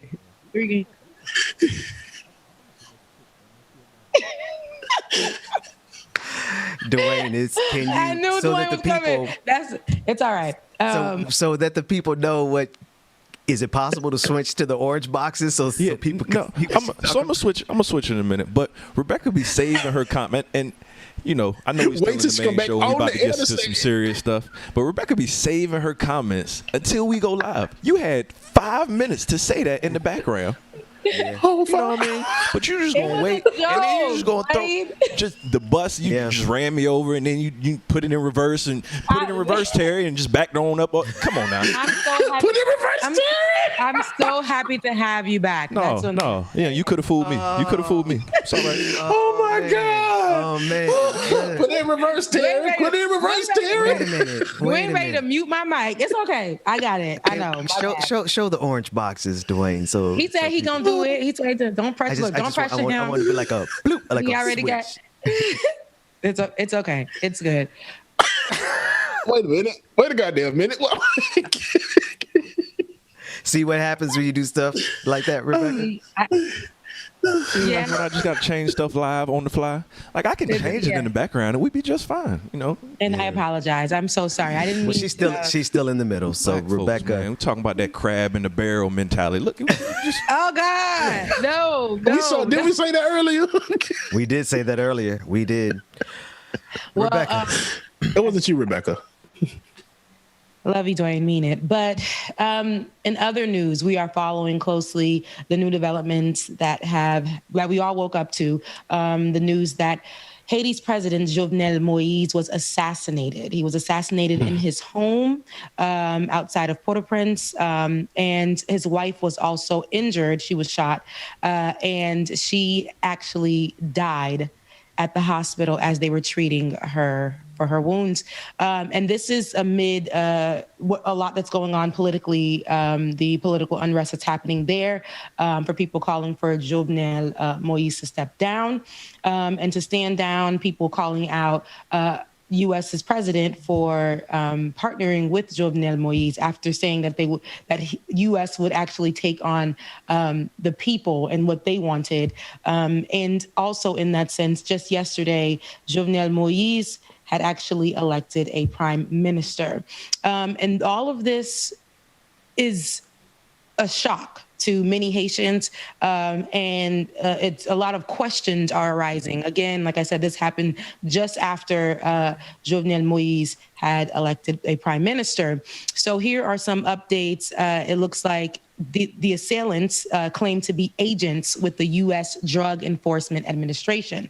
And this is according to videos taken by people in the area of the president's home. Moïse, who was 53, who lived in a neighborhood just above the hills in the capital, Port-au-Prince. On the video, someone with an American accent is heard yelling in English over a megaphone, DEA operation, everybody stand down. DEA operation, everybody back up and stand down. And again, this is according to the Miami Herald. This is the latest that they have. They say that one of whom the assailants were, who spoke English, were indeed not with the DEA. So this particular assailant, who can be heard on video with an English accent. And so right now things are still developing. Residents reported hearing high-powered rounds fired with precision and seeing men dressed in black running through the neighborhoods. And there are also reports of grenades being thrown and going off. And drones also being used. So all of this is just news coming out. And again, this is being reported by the Miami Herald, by Jacqueline Charles of the Miami Herald. There's so much going on within the country of Haiti. This news itself is not what we called for when we asked for Jovenel Moïse to stand down. We don't know all of the information surrounding it, but these are the facts. It's very sad, though. It's very sad that it had to come to this, an assassination of the president. So there are many people going around and putting out news saying that it was Spanish-speaking people who were also there. But again, these are what we do know is what I just told you. Now, a lot of other people, eyewitnesses, are saying there were Spanish speakers there. They were white Spanish speakers, and they were there. They were the assailants, but that is not confirmed information. This is very sad. Now, I was one of the people who said that Jovenel needs to stand down, right? Or he needs to listen to the people, and they need to start moving forward with other leadership in another direction. I still stand on that, but having the president assassinated, the president being assassinated, him and his wife. Now, that to me is not the way. That to me is not the way. That isn't right.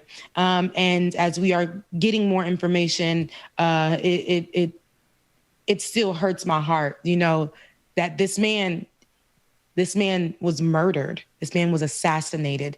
And under Haiti right now, the political unrest, the things that are happening with the government, the things that are happening with the people, the lack of a lot of things that are happening. It's a lot. This is not going to be good for Haiti. And as we go through the day, you'll see what will start to happen in the streets of Haiti. There are going to be more protests, I believe, with everything in me. There are going to be people shaken. There are going to be people on the other side of it. It's going to be a lot more that happens. So my prayers are with Moise's family, and especially with the people of Haiti who can't afford any more pain and suffering in this moment. So as we again get news, and as this news continues to develop, we'll give you more on it. But again, Haiti, it's just, I don't know. Haiti deserves a lot more, much better. And whoever is a part of this, the key thing that I think that for me, because we don't want to be a part of the conspiracy theories, we don't have all the information, all the puzzle pieces together. Now, I do know that a lot of the news that I'm hearing, when I heard that in the mainstream, like my parents and them got it first. They knew that the wife had died hours before that the news had brought it out here. And that's because they have people on the streets who are talking, people who are working in the hospital, things like that. So as the news does begin to develop, we'll definitely bring it to you. My heart is with Haiti. This, to me, isn't the way. Assassinating the president isn't the way. And it's very interesting, again, that it comes right after just things like him electing a prime minister. The next day, he's assassinated. His wife is also killed. And I believe that's because she saw who the assailants were. And for it to be on video, and for a key thing to be that one of them was an American speaker with an American accent who talked about being a part of the DEA. Yeah. And indeed was not. So it's very painful. Assassination, you guys. Assassination. Excuse me. That's crazy. And I wanted to ask a question real quick, maybe for Rebecca and Ben. I mean, I know they said DEA involvement, but honestly, y'all, when would DEA announce themselves if they're doing a raid? They wouldn't. They wouldn't. And this is, again, it's so crazy. It is crazy. And this is in Haiti, right? So it makes it sound legit. And so for them, it'll make it sound like, okay, is this possible or whatever? But people aren't stupid. We know how corrupt the government is in Haiti. We know that a lot, and I've said this before on the show, there have been partnerships with people in other governments. There have been partnerships with people, and what they'll do is they'll assign a lot of people who are a part of gangs to go and push forward to do these things and put the blood on so that the blood isn't on their hands. And so the reason I believe that this was because they have something in mind, and we'll see, like I said, as this begins to develop, we're going to see exactly what comes into play, because it's just, to me, for me, in my personal opinion, it is very interesting that this comes right on the heels of him having a fresh prime minister and the leadership that's going to change and who's going to be in that place interim and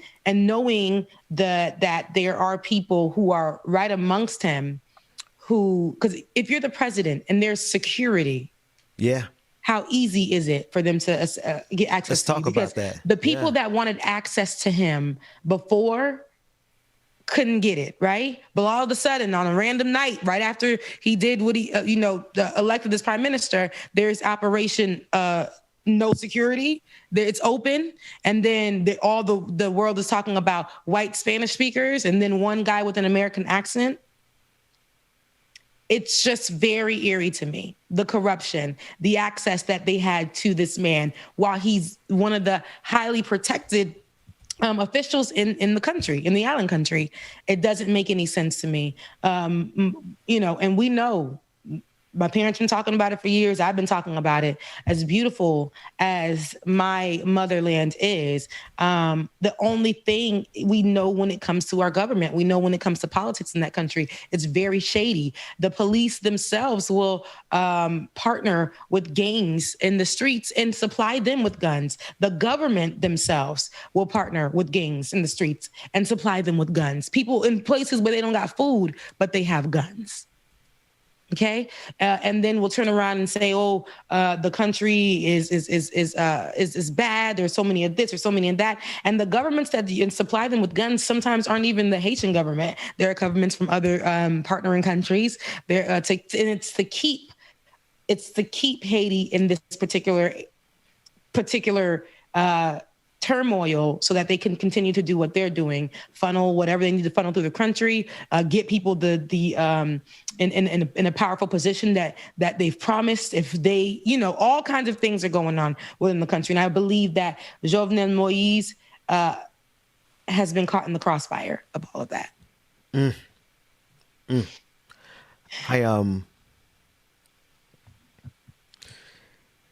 The complexities of this one is the complexities are fascinating. But I do want to start first with the fact that how many black men do we see assassinated on the global stage? No matter what position, where we stand, because as Sister Azor made very clear, we understood the side of the people in the conversation, and that President Moïse was not on the side of the people. We understand that complexity, but then you also have to understand that this globe has a history of gunning down black people, not just black men, black people, and doing it through an assassination. To what end and for whose benefit? To what end and for whose benefit? Because I've rarely seen, Rebecca and James, I've rarely seen something good come out of violence. I don't see how this will lead to something good for the people, because while we don't know exactly who or what, we do know, at least we know it wasn't the DEA. Like, come on. I mean, that's a smoke and mirrors that we can all just kind of say, okay, we could toss that idea out, if for no other reason than the fact that he was backed by the United States. And so you're right. We don't have all the information. There's so many things about this story that we don't have. But I do appreciate the fact that, Rebecca, you're getting coverage directly from Haiti, and that is from sources that we can trust versus sources that are going to interpret it based on what's in the best interest of the United States. Yeah, and even how it's being publicized now. It's honestly from this one-sided view, and if you literally go just to social media, the news and the developments and things like that, the voice of the people, how they're piecing it together, a lot like how Chuck Modi does when, mainstream media does one way, and Chuck Modi will get to the street and to the people, and they'll be the ones piecing together this information. That's why I went straight to Jacqueline Charles of Miami Herald, because she's a Haitian American who focuses on Haitian news. And of course, she's going to give it that way. If you go on to these other ones, they're not going to give you the accounts from the people and what they heard and the grenades, the possible grenades, and who they saw and what was the language being spoken and where's the video and things like that. And now you're not going to get all of that right now, because it's going to be kind of like padding it safely and delivering it. Because I believe, and this is my opinion, I believe that a lot of the partnerships to the corrupt system, the corrupt government in Haiti, it has a definite hand in this. So they're going to present this news as, it was just an assassination, but there's so much more to it. There's so much more behind the scenes. And I believe as, again, the people start to speak, we're going to be able to unpack what's really happening. But Ben, you said something, and that was that, the assassination of Black men, Black people around the globe. And the fact that it was just so easy for them to step in after all of this time, since they've been calling for this man to step down. And it is not until now, this particular moment, that he's assassinated. And he's now, his body is laying cold, yet the security presence is increased in front of his home. And, so it's very strange to me. I see this, but the tears that we're going to see from the government, trust me, are going to be crocodile. Okay. I believe that there is partnership in this man's assassination. I believe there was definitely information that was leaked or given to break in on this man and his wife. So again, to point out, it was not only Jovenel Moïse who was assassinated, but it was also the first lady of Haiti, his wife, who died at the hospital from her gunshot wound. So you don't assassinate a president without some help. It just doesn't happen. Because they could have got to him a long time ago. The people wanted him. Okay, the people on the streets wanted him. Do you understand? People on the streets ain't scared. And people, what they got to lose in Haiti, right? That's how they see it. What do they have to lose in Haiti? But all of a sudden, his security presence couldn't stop what was going on last night. Very interesting. Because if you think about it, think of the reaction. When I think of these situations, I always think, what is going to be the reaction? Everybody is going to dismiss the fact that the guy said we're with the DEA. Everybody dismisses that, right? Then the next thing is, so who did it? Well, very easily, this could be laid at the plight. This could be laid at the feet of the people who have been in opposition of Moïse. So what happens? What's the likely reaction here? The likely reaction is a crackdown on the people. Now, Rebecca, I want to ask you that, because you know the politics there a lot better than I do. How is the government, the new prime minister who was just installed last night, and whoever's going to succeed and replace Moïse, how is the government likely to react if this somehow gets laid at the feet of the people who have been organizing against the president?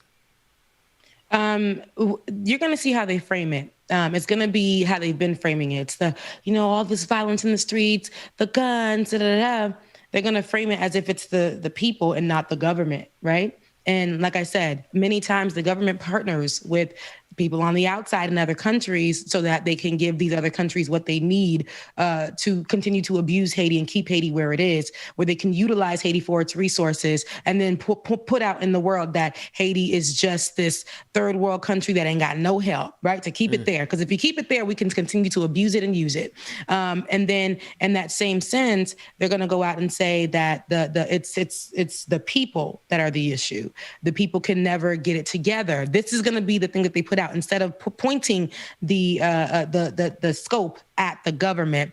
My question is, in which I want to see, what does this mean for Haiti in the next few days? And I don't even say the next few days. I mean in the next few moments, because I can guarantee you that as the sun is coming up, the people are in the streets already. There are a lot of people that are probably wailing, people that are confused, people that don't know, because this was not the way. Even though the people were outside protesting, they were protesting for a structure. Get him down. Let's figure out, listen to us, and let's put in a space in a position where we can choose a new leader. Give us the options to give you options, right? Give us that opportunity to give you options to put in somebody else to replace them. This was not the way. When the people who were actually protesting for a change, this was not what they were speaking about. They weren't speaking about assassinating. Yes, they will burn stuff down, but they were not speaking about the assassination of the president. So this is not something they should lead. This at no point should any media narrative go out that suggests that this was something that was done on behalf of the people of Haiti. Mm-hmm. But you will see as it begins to come. Because if you look on CNN right now, they're saying this comes on the heels of Haiti having political unrest, and they're not even able to agree to anything, basically forming like it's the people and the people who already didn't like them. And here's the thing. Politically, we can all have a stance on something. It's okay for Haiti to say that this man just doesn't fit the position. We need somebody who's going to listen to us and hear us out. That's okay. That is okay. And it's okay for people to go out and protest about that. That is just fine. We do it every day here in America. So it's okay for them to go and protest about that. But because of the state in which Haiti is and how grave it is when it comes to the politics, they're going to definitely say, and how they've been pointing out that the gang violence has gone up has shot up and within the last year, especially with under COVID-19 and how they have lack of access to vaccines. They're going to put all of this out there, right? And they're not really going to focus on it literally being something that is within house. Okay, it's the partnerships that Haiti has with other governments. And this is because an assassination doesn't just happen like that. Yeah.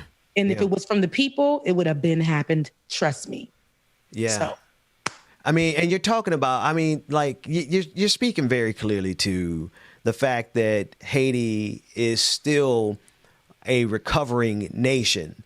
I saw somebody on Twitter say, you know, let's stop calling these nations developing nations when they're recovering from colonialism. They are recovering from what the colonizers did to them. And I'm looking at this scenario where this could easily be laid at the feet of the people, but when the clear culprit has always been colonial power and its remaining influence in Haiti. And the fact that colonial power not only comes in the form of the United States, but also the fact that Haiti has this relationship, or France still has this exploitative relationship with the nation of Haiti. Rebecca? I just, we're still paying for that. Like, as we see that now, right? And it's, you know, and you see this visual here, Jovenel must go, all these things. This is what they're going to put up. And it's going to help frame the conversation that it was the people. It was the people on the streets because they wanted him gone so bad. So it was them.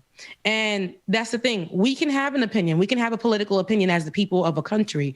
We can say no more dictatorship. We can say stop partnering with the ops and listen to the people who live here in this country. And let's figure out how to benefit us while you are here as our leader.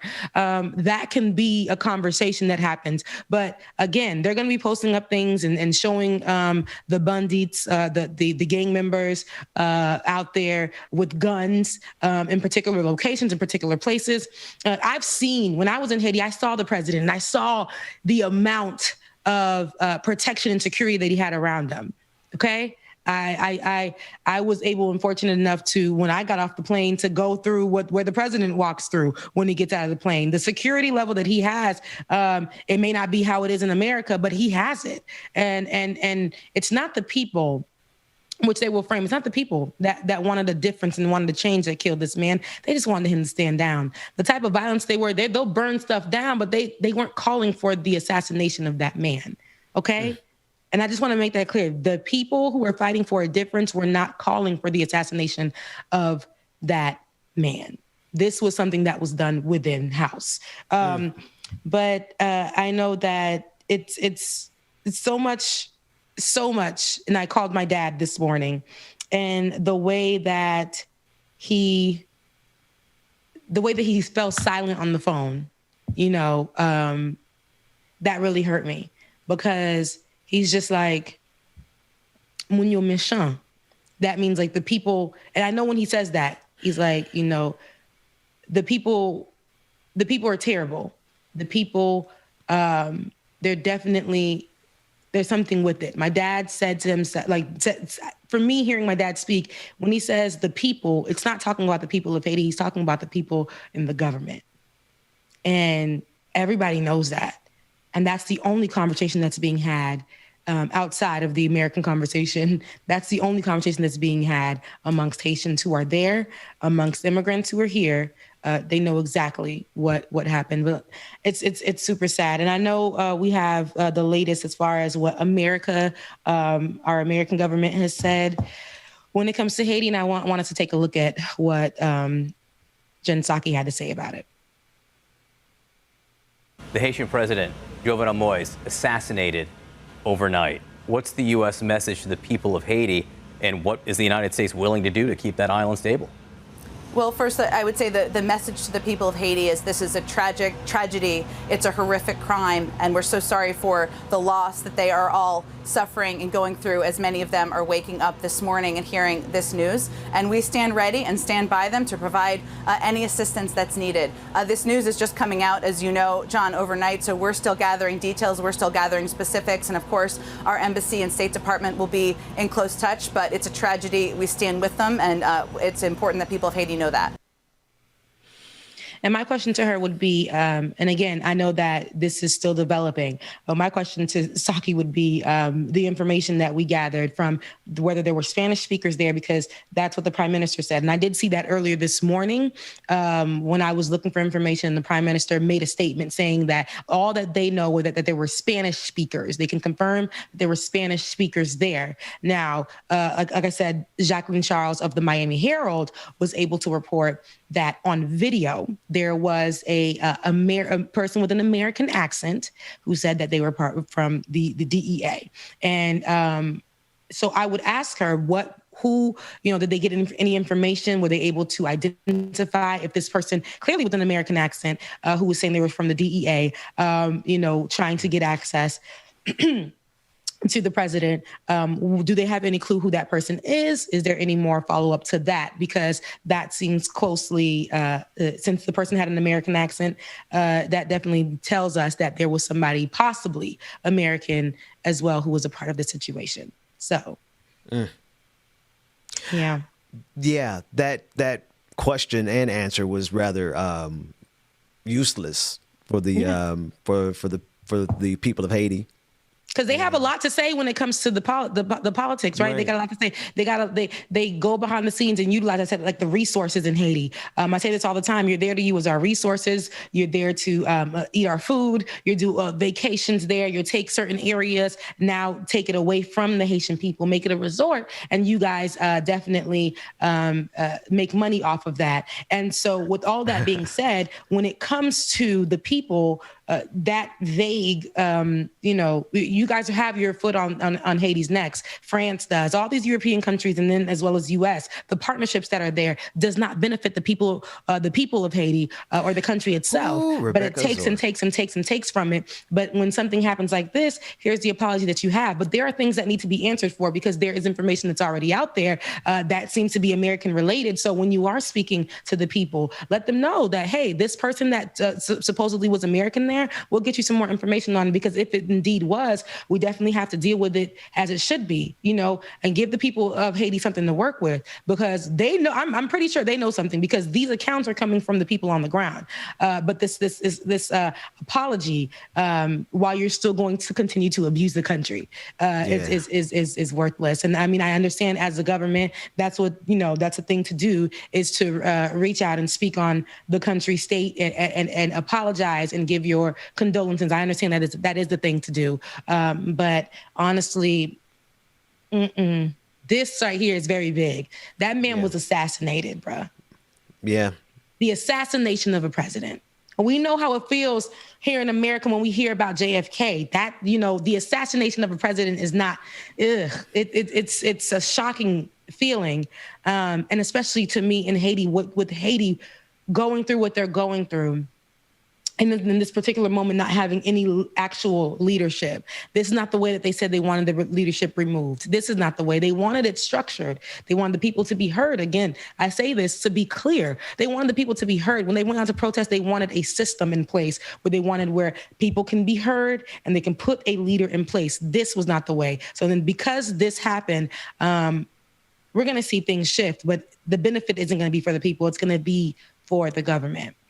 It's going to be for the government. This is the last thing that Haiti needed. This is when I say Haiti, this is the last thing that the people of Haiti needed. Bubba,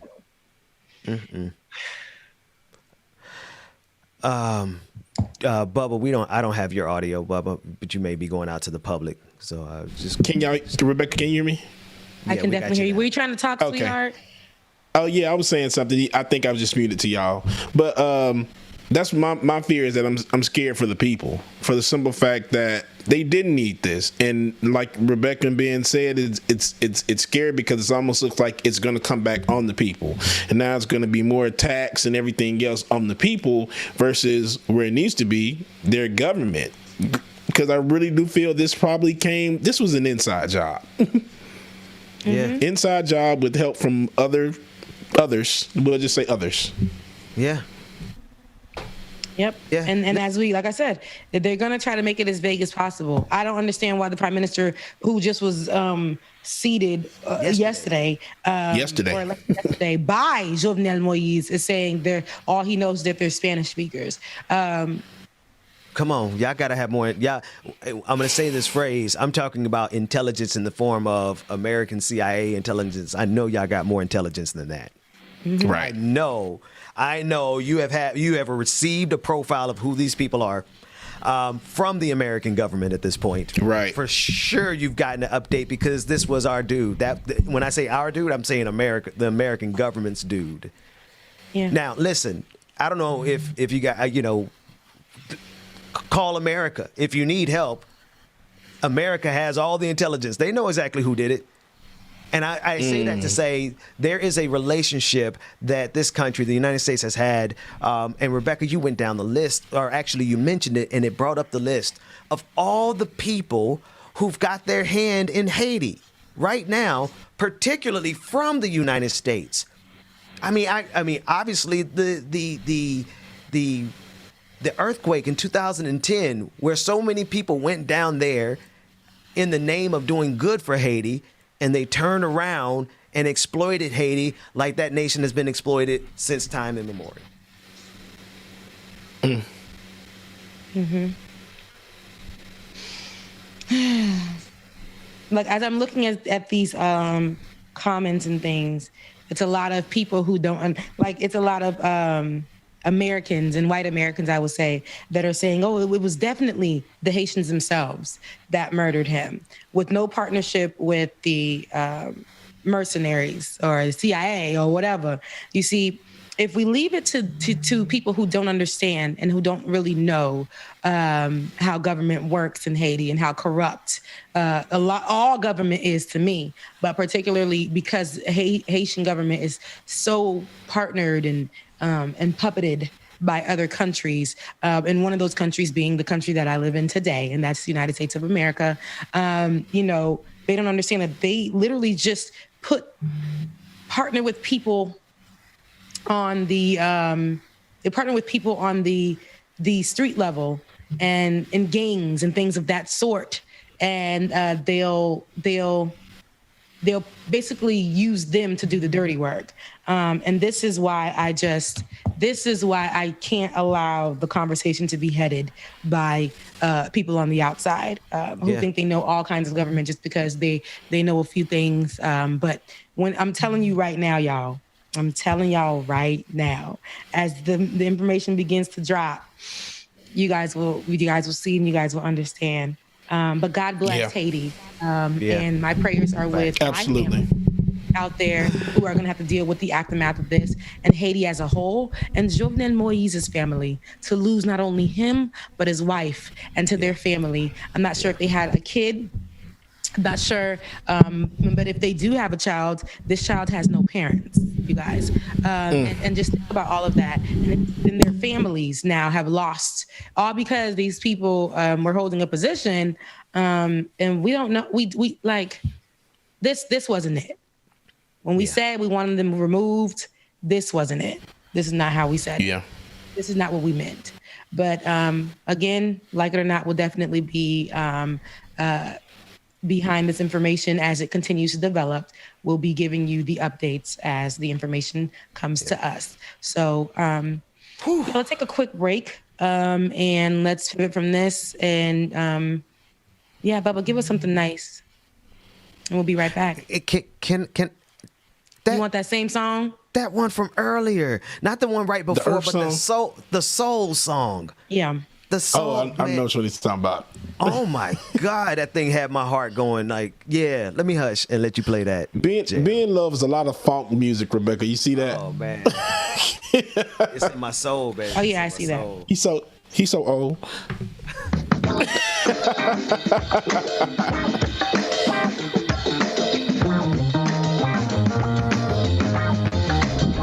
Me and my microphone are fighting today. Jesus. It doesn't want to stay still. There we go. Let's try that, y'all. Make sure that you stay tuned, y'all. And if you have not already, patreon.com/likeitordot. Patreon.com/likeitordot. This is how we keep bringing y'all such dope content. So make sure, if you have not already, patreon.com/likeitordot. Go ahead, go by and increase your pledge if you want to as well, too, y'all. We love y'all. We mean it. Patron parties, y'all. Patron parties. Don't want to miss those, y'all. Like it or not. I'm running too hot. I need to cool me down. I'm flying too high. I don't see the ground. I'm running too hot. I need to cool me down.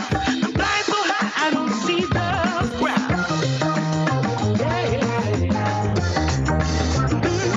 Baby, you set my soul on fire. Every morning and every evening. And maybe we can't get any higher. Shut up, brother Chuck Diesel. Take a ride. We can discover what we're hiding. Taking your time and I sure don't mind. But every inch of my body's getting wild. Shout out to B in the building. What's going on, B? The way that you move is like a love machine. Come be my king and I'll be your queen. I'm running too hot, I need to cool me down. I'm flying so high, I don't see the ground. Come on, that A. Wake it and bake. I'm running too hot, I need to cool me down. I'm flying too high, I don't see the ground.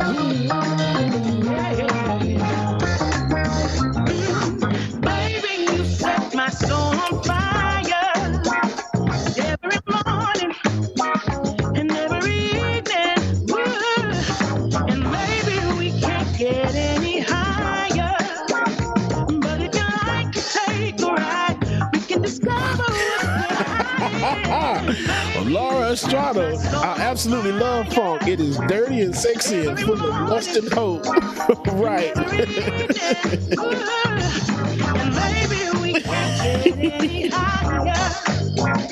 But if you like to take a ride, we can discover what we're hiding.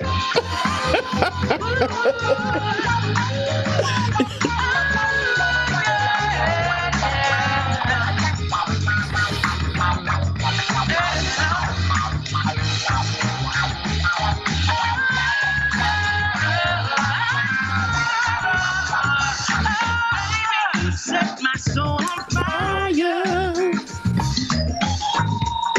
All right, y'all. Welcome back, Ben and Rebecca. And maybe we can't get any higher. I like this one. I like this one. I am downloading that song. Line, put my hand Right. up, take it down. I was about to say. Bring my hip. Got Ben looking like the Blues Brothers over there. That's why he like it so much. Rebecca over here looking Them like things better have- like them she's things from the better be- 70s dancing Oh, yeah, with the bun. So I love it. Yeah. No, that's a bop, man. That's a bop. I like that one. And the one you played right before we came back in the last segment, it had like a Jesus Walk Kanye West feel to it, and then it dropped into some trap music in the middle of it. I was like, yeah. That one's called Earth Light It Up. Yeah.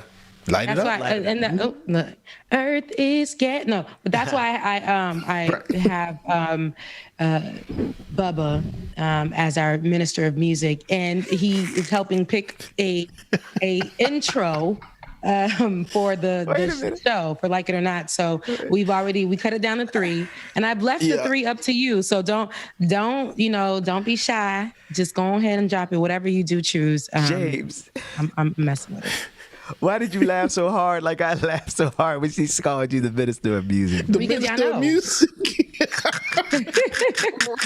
He's definitely the minister. I don't know why that tickled me so hard. Because y'all know that was in the church. When they say the minister of music, the minister of this and that, everybody, your ministries is different. So y'all laughing. Y'all know I used to be a minister of music, right? Yeah, you tell us, and you told us how you was about to bag Ty Tribbett's wife. Whoa!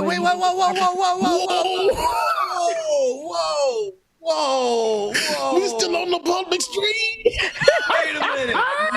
No. Ben shared this story on Like It or Not. No, I never did. Yes, you did. No, wait. Ben, you did though. You did though, Ben. Stop. That's when he was talking about how he was supposed to be the biggest, the next Kirk Franklin. It was just his whole rant that Ben went on. No, I didn't. You did. You did. I don't know about. See, that was.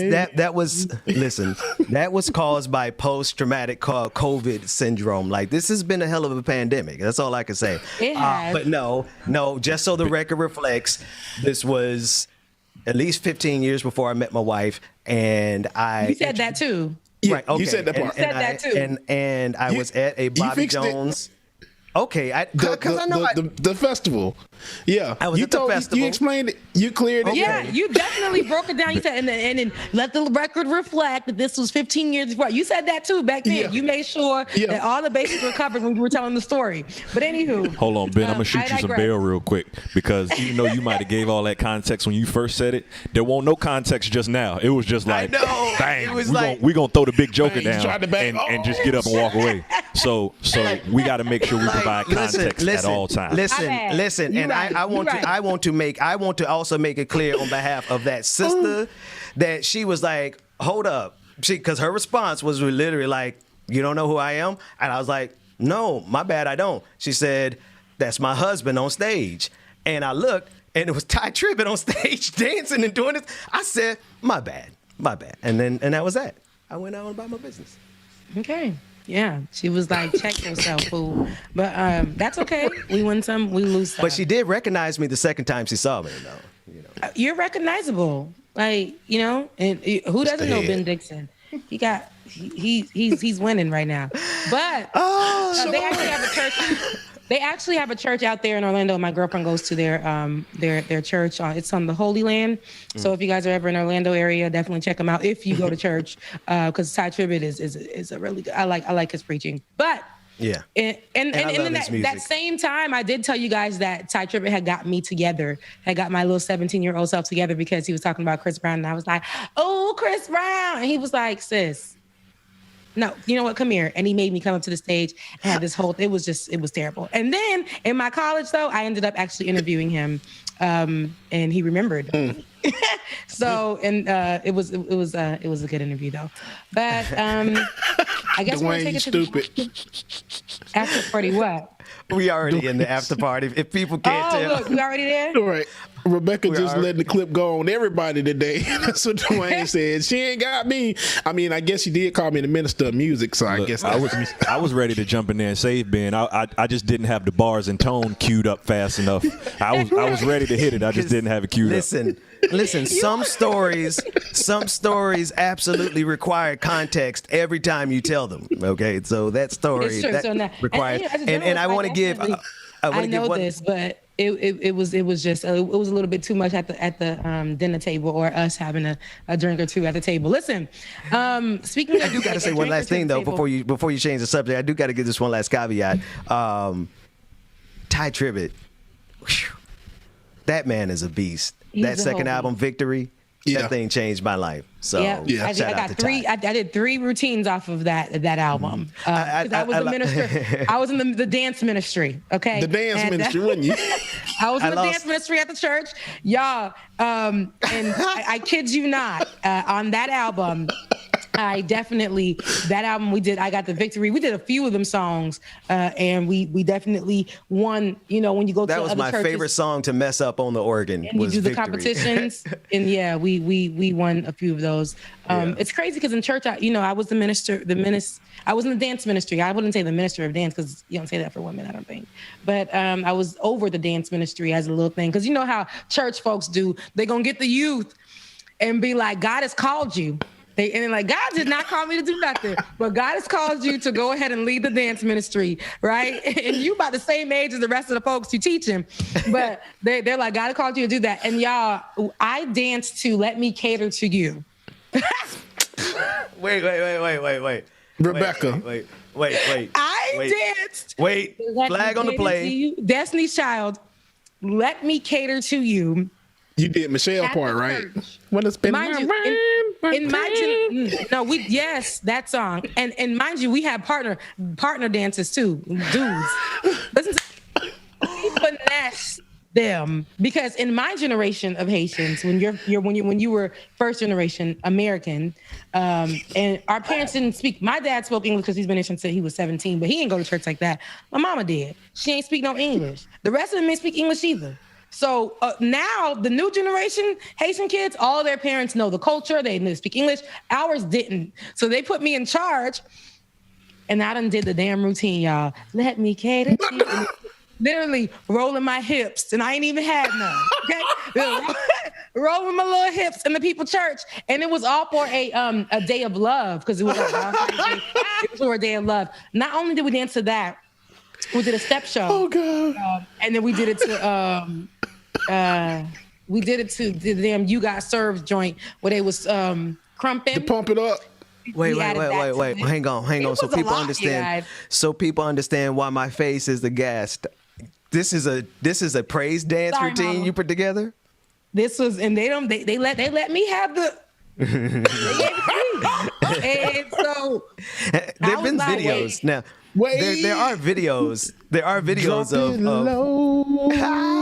Jesus. That was Rebecca. Right. Drop it low for Jesus. Yes, that was the vibe. And I was a kid. I was in high school, but I wanted to. I want to tell y'all something so bad, but I respect my church too much to tell it. So we're going to really have to do this. Will be told. I'm going to tell the secret about this segment at the patron party, like because y'all are killing me. Ooh. You did a lap dance at church. I can't say it was a lap dance for Jesus. We did a partner dance. We said, I want to take my rap. And the guys were behind us. And all we did back in the day, was stupid little arm rolls. But it was the hip movement for me. It was the hip movement when I came in. And I was like, let me cater to you, baby. Because, back in the day, we all thought we was Sierra, so we was all trying to do it. It was a fool. When I think about it, and the Haitian men were enjoying it a little too much. Pervs. I just cannot. Like, wow. I can't believe they let us go through with that. Those are one of the most embarrassing times of my life that I think about because as a grown woman, I'm like, God. I just want the audience to know, everyone who is still watching us right now, you're getting the paid content. This is the after party. This is what we do for people who are patrons at patreon.com/like it or not. This is where Rebecca lets her hair down because James nor I have any left to let down. And okay. And we just kind of kick it, especially with the audience. Wow. I'm not going to go back and beat a dead horse, but they let you finish the routine. Oh, we went from start to finish. During Christmas, we would do Mariah Carey, of course. All I want for Christmas is you. That one. Not only did we do that one, we did the DC Christmas. On the first day of Christmas, my baby gave to me a pair of Chloe shades and a diamond belly ring. God. And mind you, for both of those songs, those were passed down. There was a generation before me that actually danced to it, right? And they came and taught me the routine. And when they went off to college, I was like, we're going to stick to this. So I got the girls doing it as well. And then I taught the generation after me to do it, but their parents stopped them at the front door. Their parents was like, what is all this? They was doing all that while the pastor was out on like a mission trip or something. I'm saying, where was the pastor in all this? The pastor, he was out preaching at other churches, but when he would come for the Christmas concert, he was always just like, oh Lord. And then on for one of them, y'all, blessed Jesus, they went shopping for my outfit. And, they gave me these pants. At the time you had the velour suits. Mine had writing on the booty part. I'm thinking about this as we go right now. At church? Mine had writing on the boot. But I was a child, so nobody should have been looking at my body like that. I was just a little thin stick. But it had writing on the booty part. Where was y'all? Where were the mission? See, I come from the Missionary Baptist Church. And in our church, we're not as bad as Church of God in Christ, but in our church, they will definitely come and put a scarf over your legs. Yeah. Oh no! Where was the mother of the church? Get the whole blanket. It's true. They would definitely when they would definitely like, you know, have the kids be like, you know, you're touched, and them kids be falling out too. I'm like, you ain't fine. But they'll cover their little legs, or if we're sitting in the front row, and especially with me because I have really, really long legs, they'll always be like covering me up. But when it came to my creative side, they let me do what needed to be done. They never stopped it. And like I said, we went to a Pentecostal church, but we are Haitian. So there are things that we do within our church that Americans are going to look at and be crazy. The type of dance style that we do when we are doing praise and worship, you might see a little bit of hip roll. That's because it's in our culture. Like it's just in our culture to do that. We're not trying to be sexual. It just kind of is. So I don't think our parents, my mom couldn't speak English at the time. So me dancing to these words, she thinks I'm just dancing to a Christmas song, which I was, but it was Destiny's Child. And then there was Mariah Carey. Mariah Carey, All I Want for Christmas. It was two Mariah Carey songs. It was from the Christmas album, and it was two Destiny's Child songs from the Christmas album. And we did what needed to be done. I know. I'm thinking right now of, I'm not going to call her whole name, but Sister Hay. I hate Dwayne. Sister Hay from Boynton Beach, Florida. There's no way in hell that any child would have got up in somebody's pulpit dancing to some Beyonce, because she would have intercepted them at the pass. Oh, man. But I do love one thing that you said, though. I don't think, you know, my homeboy is Jamaican, and I went to so many Jamaican services, and the movement and it's an energy, and you connect with it as a black person. Yeah. And I won't turn back. Because I want to see my Jesus someday. And then it's like the Caribbean music. I got my mind made up. That's and it. I won't turn back because I'm going to see my Jesus. You gotta sing it like the little girl. Someday. Oh my God. So I have a question. Go ahead. That was so inside. Do that with the Jamaicans sitting right. I mean, a Jamaican pastor. The only thing that I think of is praise the Lord right now. You got to do it. Praise the Lord. Oh, I won't be able to sit through it. I'm sorry. Don't come for our Caribbean churches. Don't come for the West Indian churches. It be true. It's true. But don't come for us. Like my mom, she's praise the Lord. Hallelujah. Hallelujah. Gloire à Jésus. Béni soit l'Éternel. Béni soit. That's all of it. Like that. And they just. Yeah. Nah. I love. Man, I love the you. diaspora. Do you know that Jesus is coming back? Jesus loves you so much. Do you know that? Do you know? Okay. Oh my! Like, can y'all think about the differences in the churches, y'all? It's very different. And then but it's still the same though. But there's a rhythm, there's a beat, there is a no matter what church I've been to, I'm trying to be serious here for a hot second. Just give me. Have you been an interpreter? Because they usually use the interpreters at the church. I don't know about the Jamaican church because they're still speaking English. It's at our church, we would always have an interpreter, and the interpreter would come, and it's funny because they never got they didn't interpret correctly ever. And me being a bilingual child, I would always look and be like, that's not what that man said.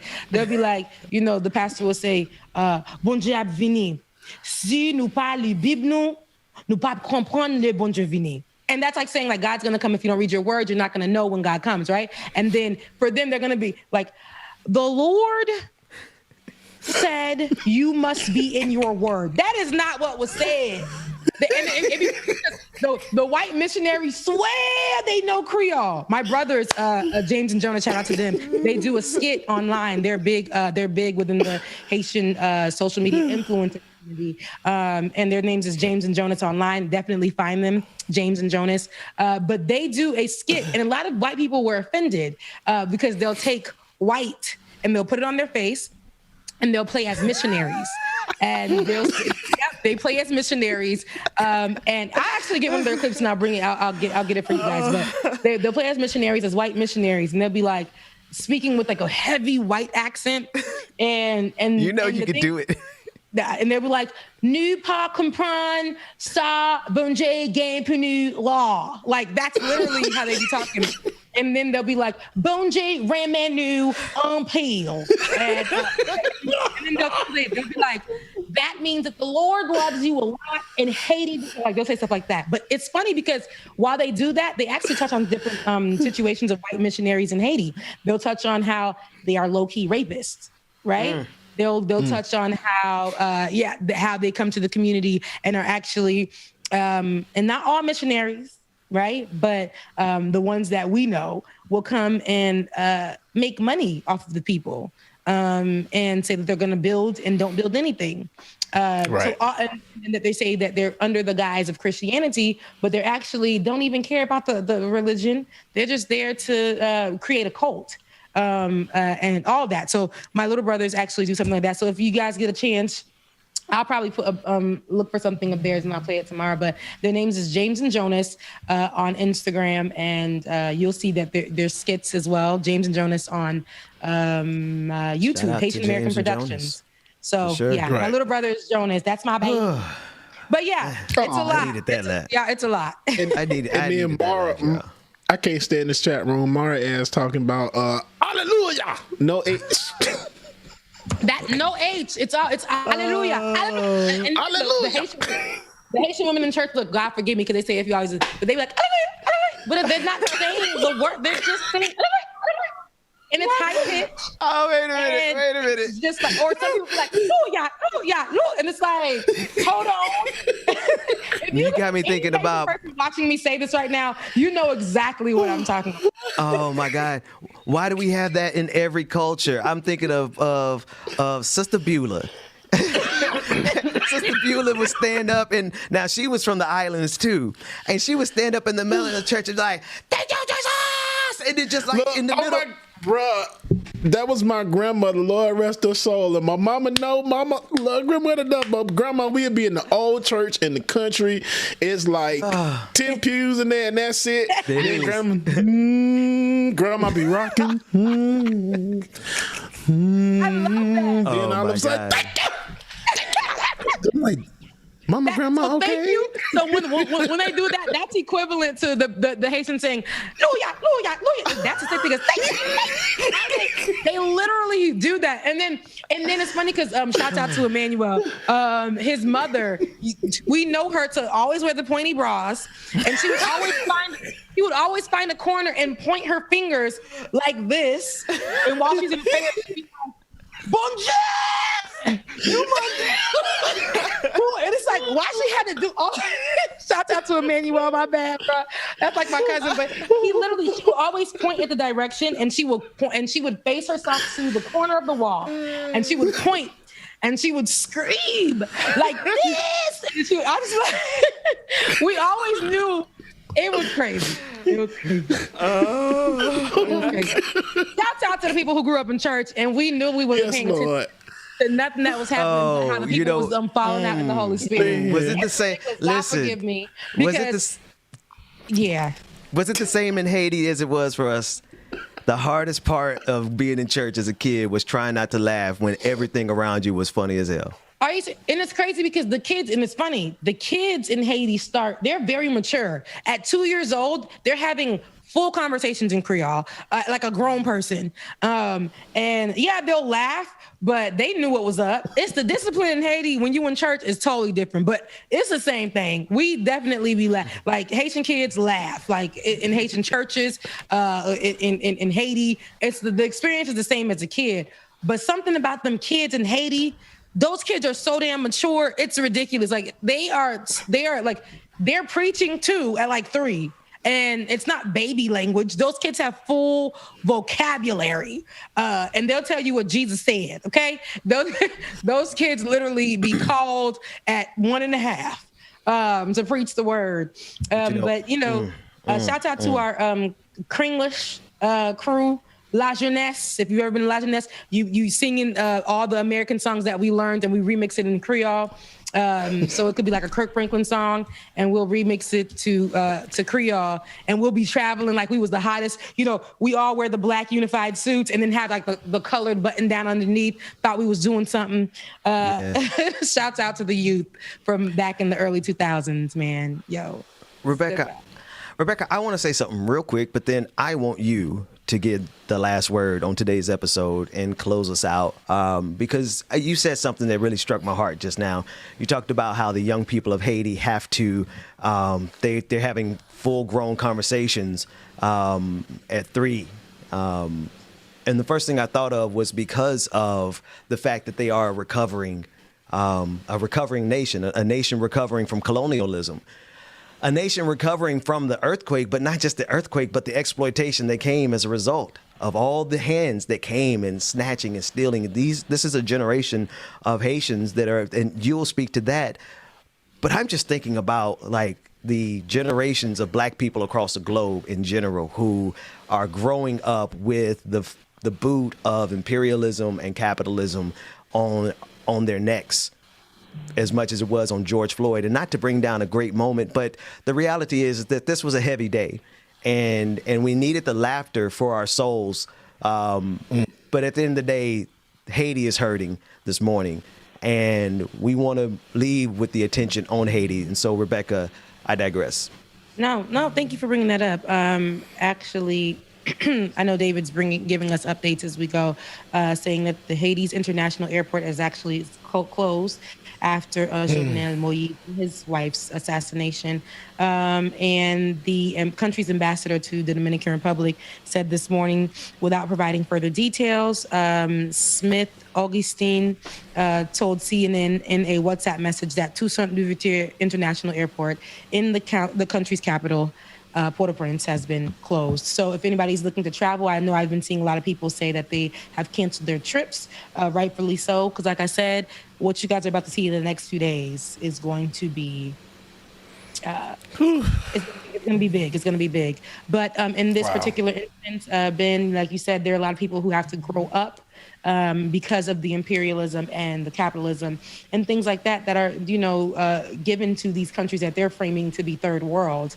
And this is by the people who have their foot on our many countries' necks because of this particular situation. A lot of times Haiti tries to find refuge, not only here in America, but in other countries like Chile. My auntie, who couldn't get her papers here in America, finally gave up and went over to Chile. And while she found love, she says that there's a community that won't be accepted because they are Haitian in Chile. Because they are Haitian. So there's a lot of Haitians out there who may find more stability than they would here in America, and who may find some form of freedom in Chile, but they too have a community that is rejected and treated as if they are third world. Just going to our neighboring island country, which is the Dominican Republic, because the Dominican Republic side chose different. They get to have a little bit more of freedom and protection. And mind you, this is the same exact island, just the wall that separates between it. And they have convinced us to think that we are two different people, yet we are the same. I have family members who are Dominican. I have a father who speaks fluent Spanish, yet they say because he's dark and he's different. We represent ourselves as Haitians and a lot of times in these countries, not only Haiti, you have African countries that deal with the same thing. These kids are forced to grow up so quick. You see kids taking their siblings who are probably just a year younger than them on their backs, going through routes through the woods or the trees or the forest to get to a school that may be in a hut. And that's the only education that they may get.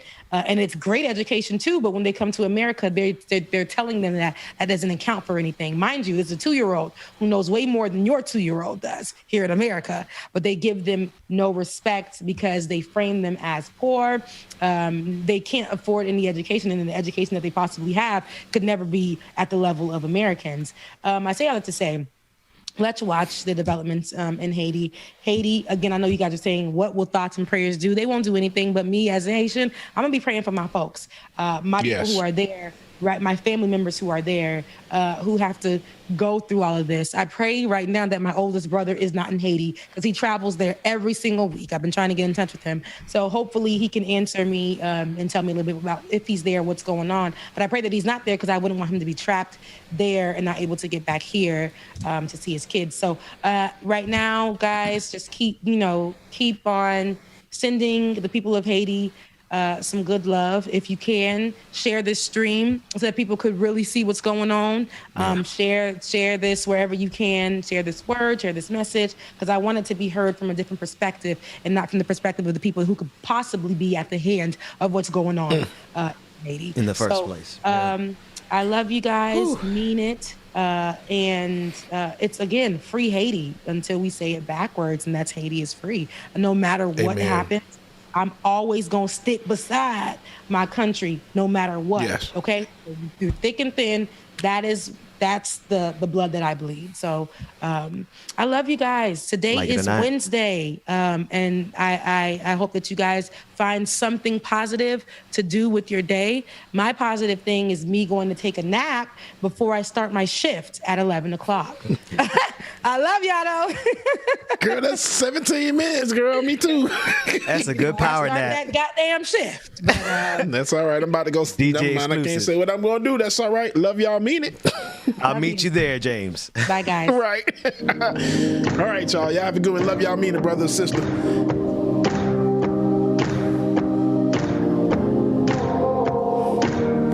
All right, y'all. Thank y'all again so much for tuning in. Y'all know what time it is, so I'm going to give you a bit of light it up before we leave out, y'all. Thank you so much again for tuning in today. You did get the extended public show. So if you want to make sure you get all this dope content and enjoy this, man, make sure that you go to patreon.com/likinganot. Patreon.com/likinganot, man. Become a member. Join today. We will see y'all in the morning. Deuces.